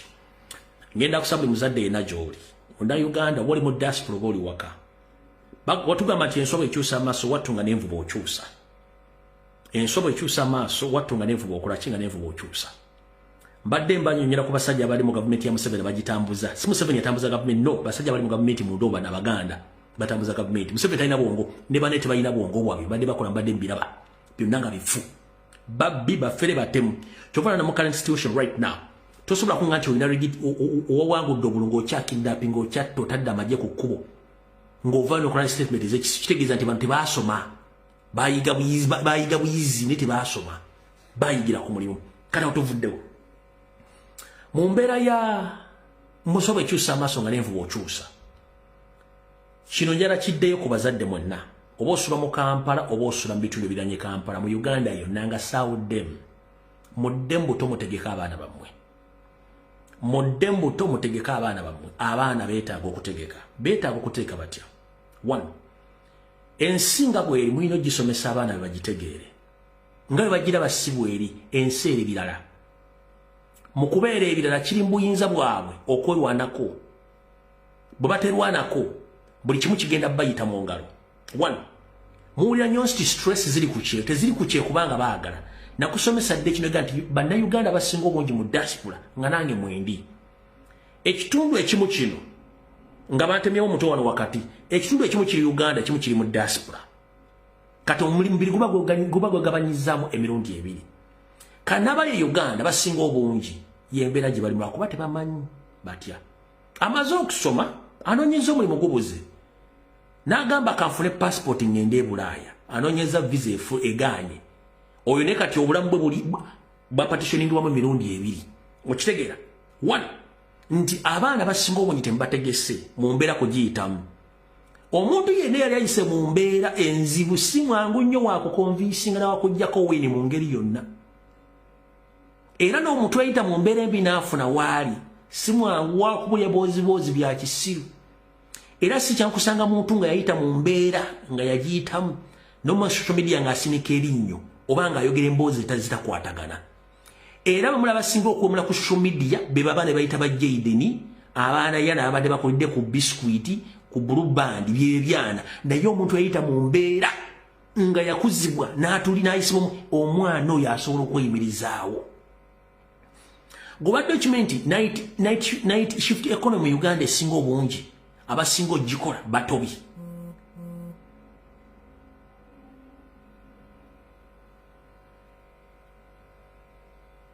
Goba document abasinga okukola mu Uganda abasinga obungi bonna abasinga okukola abasinga obungi mu Uganda bonna bali ku level ya senior 4 kubanga baasala okuyita mu mbeera eyo. Sijigiriza omwana nti buli mbeera asobola ogibeeramu etya. 1 gwe tomanyi mugaso gwa ttaka, abatuusi bamanyi mugaso gw'ettaka nenda balitutte. Gwe tomanyi mugaso gwa ttaka tulimanyi, tobulidde mwana omugaso gwa ttaka. Gwe omugaso gw'omwana gw'omuyina buli kimu kitunda kimalawo kisaanyaawo. Kasita mwatandika okumanya nti batunda ettaka ne bafuna ssente n'ozirya. Jjukira obulombolombo nene bwa Buganda butugamba nti ssente bw'eva mu ttaka erina kudda mu ttaka. Kati abasinga obungi amataka g'abajjajja ge mwabalekera mugatunze. Ebintu bakitebe babalekera emegwe mwabitunze. So nga sisitimu eyo si bweri mu nsi endala etya. Mu nsi gye bayita Buyindi nali mpangaliddeeko kuba nagendayo okukwaza ebitabo. Omuyindi akola kye tuyita succession will nga properties z'ebintu byonna bigenda kubeera nga byansikirano si byakutunda. Jango bisangewo bikozese yongerako genda n'omula. Mu Uganda omusajja akola okuva ku makya mpaka lwaggulu n'agaggawala. Olunaku lwafa bwe nga tannafa ali mu ddwaliro lumbala embiriizi. Waliwo anoonya ekyapa, waliwo anoonya sente ziri ku akawunti, waliwo anoonya omusika. Abooluganda nabo ne bajja, mama batannafa ne najja, kojja najja, bonna nga balinze kimu bateze buteze akutuka ddi. Olumala okufa bwe paba. Abakaabaka b'emiranga eri abakaaba egikungula, eri abakaaba egisanyuka, eri ababeera ng'ekiro kyonna beetala kunoonya mpapula buli kimu. Era ogenda okulya mu ekiraamo ky'omugenzi kyabuze, empapula ezimu tetuziraba, ettaka ly'egindi kubanga ye system gye bazimbiddemu. Okitegedde bulungi nnyo? Kati Muganda njala kugamba zimba omwana wo mugamba nti ebintu byenkoze bino byonna bigenda kubeera ntandikwa yammwe tikitundibwa. Nemwe buli omuntu olufa buli kimu nga kisaanawo kuba temutegese baana. Muwoza bayindi simanyi Patero yatandikira ano ku Lubaga Road ng'atunda mafuta kati balina billions of money nga family. Soka weebuuza lwaki Indian families oba na afford families z'abakyotala balina akantu akakalinga on legacy ya family zaabwe. Temusobola kopa kintu ekyo. Yes, Abaganda baakirina. Abaganda baakirina but under Museveni system legacy n'agenda ng'agijja wagidestroyinga. Kubanga under Museveni's regime yakuleetinga system z'enkolawo z'endya. Naleta ne system forcing abantu okugaba ebintu ng'ofudde. Mwenna mbadde mukimanyi nti amateeka ge baakola agali mu ministry ekwasaganya ensonga z'abantu nti gwe olufa baateekawo etteeka nti ebintu birina okugabanyizibwa ng'olumbe luwedde.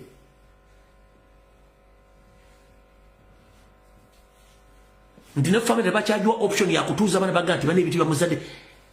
Mwana temukimanyi muli wano mukanula maaso mukimanyi nti lyetteekawo eriri nti Museveni babaga etteeka nti omuntu olufa bwe paba olumala omwabiza olumbe ebintu ebinagabanyizibwa abaana be bonna mbukyenkanyi. Mulimanyi nti gyeriri. Njagala omuntu apandikira mu comment section nti abadde takimanyi oba akimanyi.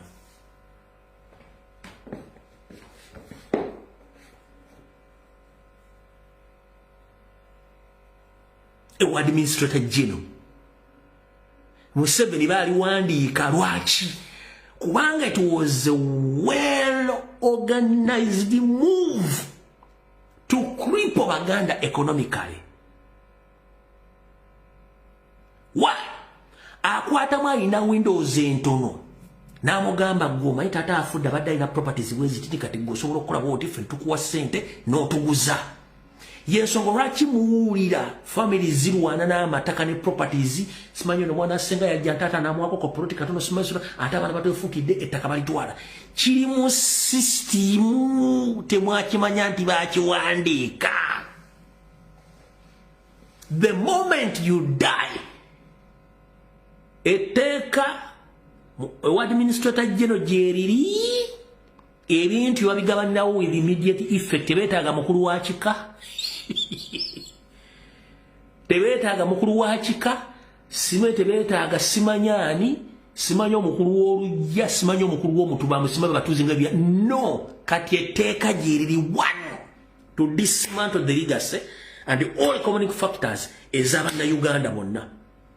Who are those people buying those properties? They are the same people in the government.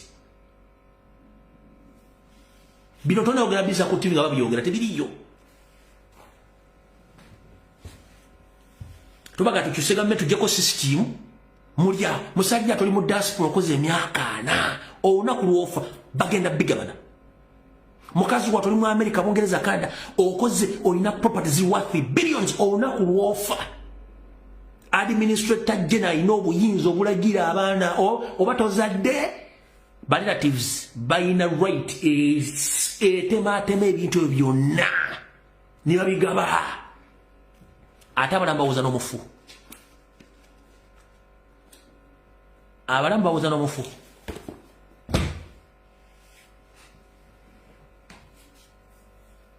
Omulamu awuza n'omufu.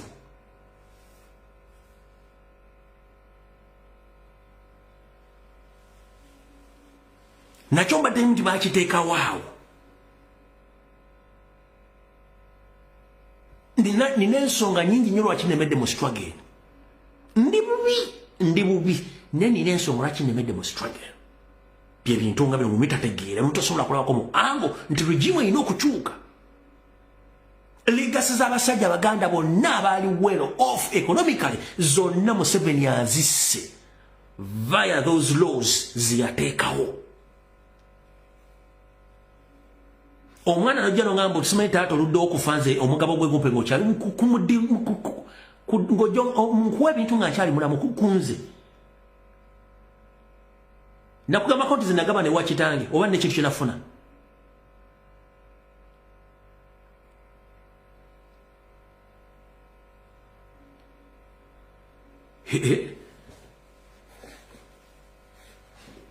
Muganda wagoba tokimanyi. Oli mu America, oli Canada, oli UK, cause properties in you. The moment you die, administrator general, amateeka gye gali gawa abaana bo mukazi wo n'ab'eŋŋanda okugabana properties zo after ng'olumbe lumaze okwazibizibwa ne bazigabana. Kyenjogera kinako bujulizi ng'omuntu kyantuukako ne twawukana ne family. Kubanga nabagamba bannange emyaka gye nina ndi musajja atanatuuka mu myaka gyammwe. Naye ebintu balese lwaki mugenda kubigabana? Tyanti etteeka litugamba tulina obigabana era buli yagabana yakola ki yatunda. Nga sobola kuwakana tteeka.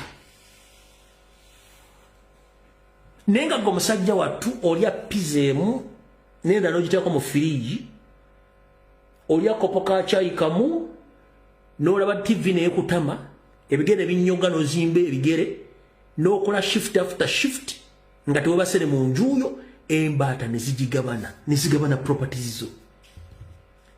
Sigamba nti bagabanye properties zino okuzongerako batwale mu maaso legacy yo. No, it's like these are shareholders ne bazitwala.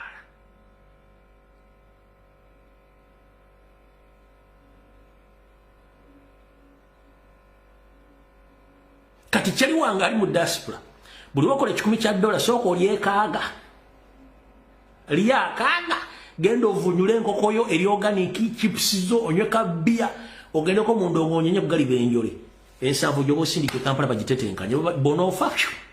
It's up to them. Kwanza kinduma eri abantu bangi nga bakolera family zaabwe zibere bulungi ninga family bakimenti bolunako lufa tekisinga okunuma naye gwegenda njala soka kuwa ekyokulabirako boba tondakolako survey gendako mu maserengeta ga Uganda bana basajja gye bawamba family zaabwe zaleka ligasi zikyaliwo baga nti efamu ya gundi ngente bazikwata nko wadde nente nangi wadde n'akaana nga weziri family ya gundi agomaka ga gundi nti yes ebintu ebikyaliwo nga biri compact bulungi tebikwatiddwako byonna nga weeriri. Naye wano mu Buganda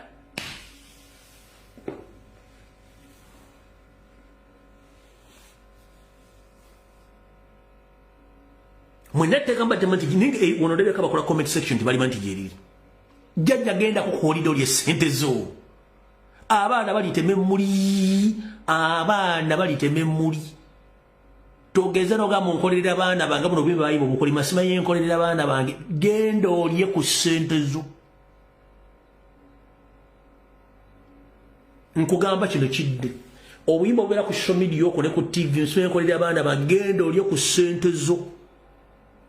Bofa amote bajja kulima bijja baga tetwabya na nyimbe nze ndi mulokole simayo ekidini tezikiza kulima bijja n'ozikirira mu nsiko n'omulo sante ekube ekuyita mu malana gandize ebyokulota nze muzeyi sime yandosa zibisiye badde sitani eyakuzala esitani nyoko olira amaze emyaka 2 alima ku kijja kya kitaawo ali mbungereza abo ne kimutawanya kulima bijja ali mu America azuga kimutawanya kulima bijja yatunda ettaka n'adduka muzeyi yali eryata abafa batayifira n'otunda property ye n'alyoka akutambulirako n'essire bazikubaga bazitwala. So kombuuza lwaki buli atunda ekintu ky'omufu takijja mukisa? Lwaki buli atunda ekintu ky'omufu takijja mukisa? Kubanga it's not their will. Tekwali kusalawo kwabwe. Njagala ombuulire business z'Abaganda okuva mu myaka gye 1962 business zonna Abaganda ze batandika family zaabwe business bakyaziddukanya. Mbulya business maker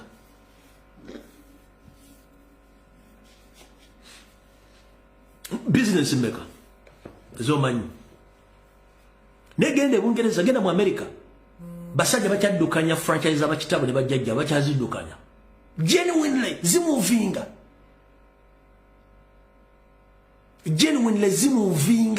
mbulyo okuva mu 1962 Abaganda balina properties abalina business. Are those business still around or they corrupts? Why? Kubanga batekawo system eyo dismantlinga.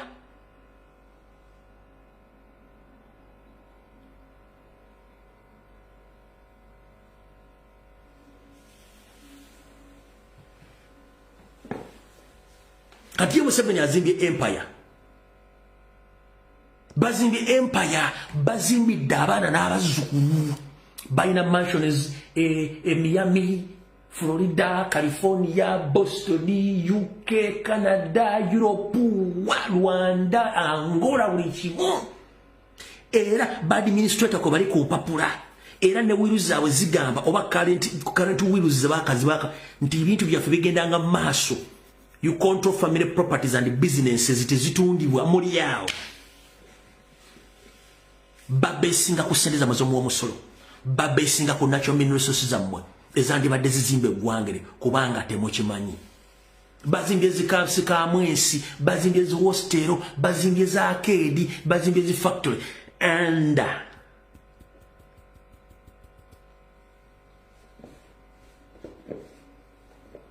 our economy.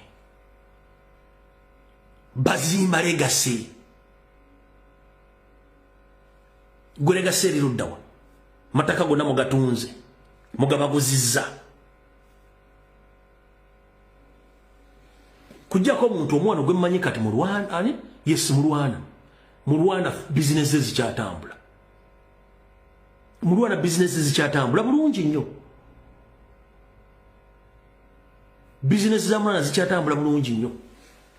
Yeka gwe currently gwe ndabako wewenza kuba liyo n'abalala ne mu Rwanda businesses zikyatambula abasikadde bona. Abana babona. Ate n'ekizibu kisinga obungi. The moment osomesa omwana n'omu education nga tomuzimbye mental capacity ye ku natural thinking. Abaana babi nnyo.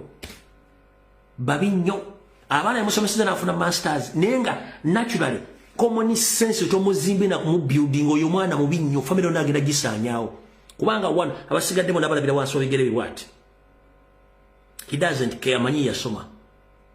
Bambala bugalubindi buno akateeka bwati nalyo kabatunira mwenda bwati nabakinniweraga nabandu bano bwati nabandu bano abo tembazimbye bwongo mwe muzadde buzazi bane mbasomesa asobola okutunda buli kimu n'agenda nagansi kati nze ngenze mu Amerika n'alekanga atunze ligaseyo banne bonna abaana be yazalibwa nabo n'abalekanga bali dismantled.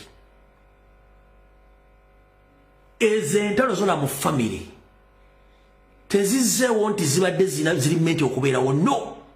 Abasika abataateekebwateekebwa bulungi nnyo okukola obwa administration okukola obwa administrator bulungi to administer others oba to administer others no. Olwokuba nti bamusomesa alina masa ya PhD ye alowooza kimu nti buli muntu alina tegeranga ye. Kambagambe bino damu nze buli lwenkola no video nga sitadde politics nga nzano muri life ogenda okulya point noted kituufu kyekiri waffe kyekiri luddawo kyekiri kubanga teri asobola bibagamba. Kati muzadde abaana mbalina muzimba abaana bamwe mbazze ku mubumu zimba omwana mugambe nti ekino bwe kiba kizoira kubera bwoti kino bwe kijja kirina kubera bwoti aberenge ensaaji manyi mbala bwone mu comment section omusoma nentutte time nga bw'okuva nabaga ati politics muzadde mudizaako ebbali kati saazo katudde muri life mbala ogambaze neticha lwaki lero tukubye nnyo okubye ku mutwe byoyogera bituufu biri waffe mu family kubanga temusobola kwogera bintu bino nga Museveni kennyini akikola akimanyi nti bano abantu alina obbasaanyaawo. Jaliwa tewandibadde Dubai bed space kitawo yaleka emaali mismanagement n'ekutwala Dubai mwanyinazi tewandigenze Saudi Arabia kitawo yakola mismanagement yekututte Saudi Arabia okuba ekyeyo. Jaliwa tewandibadde mu America tewali muganda ali mwavu no. It wasn't very easy to find a poor Muganda. But right now, almost 70% of Baganda are very poor. Buli Muganda ekitonya ina acres 2-5 ba acre. Kati balina futi asatu kwata nezibagula. Why? Kiri mu system bakikola. Wantu bagenda mu muzira mu Canada kubere mu muzira gukutireyo. Family tata uya yina ali ategesi. But unfortunately, system nene iwe kintu kyonna. Oli mu Bungereza mwa kitammwe yakole mali ajagireka olwokuba nti abaana amowongo tebutegeera tebasobola ku administratinga business z'abazadde na family. Omuntu yena tasobola kumanaginga family nga omuntu avuddewo mukulu omutte musiba mugwa mutte ate tukkirize nti balina okukulembera mu family mukkirize nti mulimu omuntu alina okukulembera kyovula nti Abaganda balekawo windo nti omuzadde obatalese kikiramu abaana abawala batuula mu njule babaggalira ne beerondera omusika akalulu kabeerawo basinzira ku bannyinaabwe balaba nti ono alimu amagezi ontali magezi akawindo baakalekawo Abaganda. Lwaki? Baganda bange basajja bannange obugagga tebuggwaayo wabula ligasa ekintu kikulu nnyo.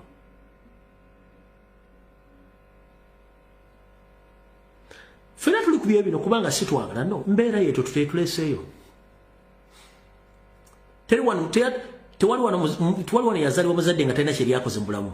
taliyo naye mismanagement ey'ebintu ebyo system nge batadde mu kintu ekyo nga temumanyi mwena mbadde temumanyi nti etteeka lye liri baali bwaga bulungi nnyo nti gwe olufa enkeera ne bakwabiza olumbe administrator general awo obuyinza ebintu ebyo gavana with immediate effect mwanga bakyenkanyi eri etteeka gye limba temulimanyi kati taata nga okola shift after shift bagenda bigabana sente bagende baziryemu KFC bazikuwasemu abakazi bano bazikulemu agule mmotoka yenge ekiroto kye kya mmotoka natamanyi mmotoka osobola gifuluma bondi nebagitomerawo neyiika embeera yebaletedde mwenna naye embeera yonna bumala ogikuŋŋaanya yonna ekuzzayo ku sisitimu enfu eya Nyanda Yosoferi gwagamba ndi politics takukwatako oli musiru emirundi busiru nkiddamu gwagamba nti politics takukwatako oli musiru emirundi busiru lwaki ensi yonna ngeri independent ebeera n'abakulembeze those are the leaders abakulembeze be bamanaginga ensimbi zammwe zonna ne bizinensi zammwe zonna ko bagereka emisolo be basoloza emisolo kebeera enzikiriza naye yina omukulembeze yamanye eddiini bwetambula kati olitagamba nga ti politics tamukwatako buli omu politics amukwatako as long as it munansi ne bw'osirika obeera mu politics ne bw'oyogera obeera mu politics embeera embi yonna eri mu ggwanga ereetebwa politics neeba butabanko nga buzze mu ggwanga buleetebwa politics kebeera accident ng'evudde egudde essa abantu evudde ku politics olw'ensonga enguudo nfu baana balina ozikola gavumenti ng'ofiridde mu ddwala oxygen taliyo ani abadde alina omuteekawo minister of health egwa mu gavumenti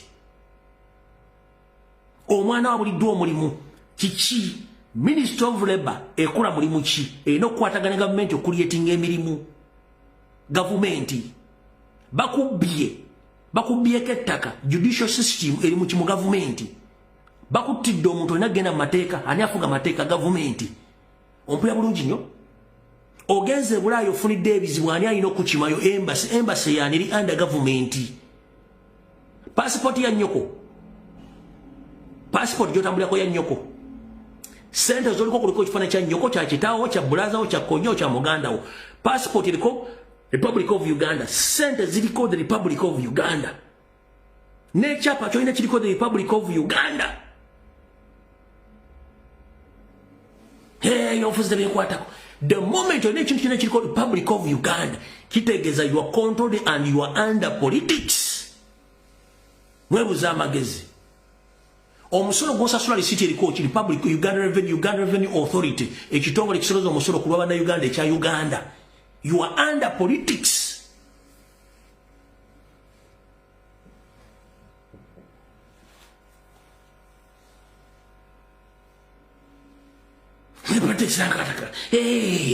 sigenda kulonda ojja kulonda ate polisi ajja kukusangayo gy'onoobeera olaba ne bw'ofa politics ajja lwaki olina okufuna death certificate nyoko lyagikuwa death certificate eva mu ddwaliro referral hospital ne bakola postmortem musawo alekolera ni gavumenti n'obula nga bazonza mitatu binkwatako gwokimanyi tebasobola kuziika nga tewali postmortem kumanya kyakusse ne mukufa ozoluga gavumenti kufuga nkugende mukufa gavumenti ne politics mwali ne mukufaako politics mwali kubanga bwofa bayita polisi ya nnyoko gye bakubira okujja okukima omulambo n'olunaku lw'ofudde tebasobola kuziika nga polisi tezze kutwala mulago kukebero kyekyakusse bakuba postmortem politics akwatako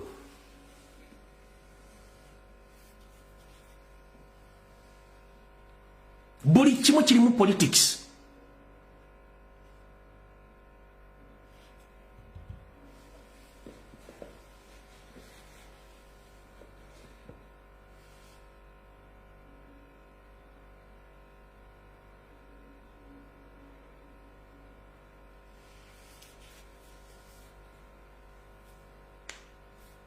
video sijisusa wano nyinzo gyonoona. Buli kimu kiri mu politics video nyinzo gyonoona sesokkakowa. Mukaba mpina takumbira mpeera abanjagalire. Era bwala mwononeka mwena batwali nanga atwaliremu nenze wendi kubanga ekyokukola kimanyi. Kurakatana n'ensi yakuma president Kyagulanyi Ssentamu kuba bakomredi bonna abali mu kunyigizibwa. Abali mu makomera, abali mu malwaliro, abasigadde wabo okuumi na buli omu. Kuma baganda afa bali mu diaspora bonna gye bali. Abali obulungi n'abatali bulungi, abali mu kubonaabona n'abatabonaabona bonna wabo okuumi. Tuyinza okukwatwawukana mu ndowooza by'obufuzi ne buli munnayuganda kikkakata okuloza ku ggwanga lyo. Njalo bagaliza okubeerayo kulungi kulwakatana n'ensi yange Mukama tuleke eriiso ly'oku Uganda buli munnayuganda waali omuwe essuubi n'okukkiriza. Kubanga olunaku lumu wataasa abaana ba Isirayiri bajja mu ggwanga lya Egypt n'obasaza ennyanja n'obayingiza eggwanga eryamu mubali kati mubeeyagalira. Bannayuganda abamu obawa obuyinza oba obuyigiriza n'okutegeera nti eggwanga libakaatako. Okyuse endowooza bannayuganda bajje ku ndowooza egamba zirinda bwolwange tabamusiba emmere. Bajjukire nti buli mwokomera likulinze. Tewali muntu ali perfect akola buli kintu kyonna. Buli muntu omuzaala alina okukola ku nsobi entonotono. Naye taata tukusaba eggwanga Uganda litundemu. Mwena basinga obungi abali mu byobufuzi naddala famire ya Museveni temuli bakitawo nga mulowooza. Ate ensi tekwemazaamu. Ewafiira omuzira tewaba wanene nnyo. Famire y'omugenzi Muhammad Minyalo Gaddafi eggwawo nga sukaali mu bawulo sugar. Nga niye yasembiyo okuva Islam Gaddafi. Bamukubya amasasi bamuttirawo. Omulala ali mu kkomera Yemen tebagenda busa emyaka egyo n'egy'obulamu. Kitegeeza buli muntu oli munene ku munno mwenna muli ekintu kye kimu. Akusanga n'akulaga nti waakabinnya alina emmundu asobola okutta okusiba n'okukola buli kimu. Just bwongo butono. Omuntu ategeera ensonga zikwata mpola tolekana nansi sigwa gitandikawo. Bantu bangi abadde mu nsi muno nga balina amanya n'obuyinza bakomekkereza katubasomako byabafaayo era babalambulako n'obalambulako nti yogola yali w'amaanyi nga tayogerwako. Oyo mukutta nga tayamukwatira nsawo akyatta. Oyo alina ssente nga tezirina akyazirina. Abanene baafuuka abatono, abatono baafuuka abanene. Ekitiisa omunene kigumya omutono. Nkiddamu ekitiisa omunene kigumya omutono. Ate n'omutono alina waagejjera n'afuuka omunene. Kasita banga yekkirizzaamu. Buli muntu beera n'okukkiriza nti buli ky'osobola mu bulamu ojja kitya. Tandika ekintu ky'osobola tobaako kintu ky'otya. Ekizibu ky'Abafirika ffenna tutya okutandika. Tandika. Bw'oba totandise teragenda kutandikira.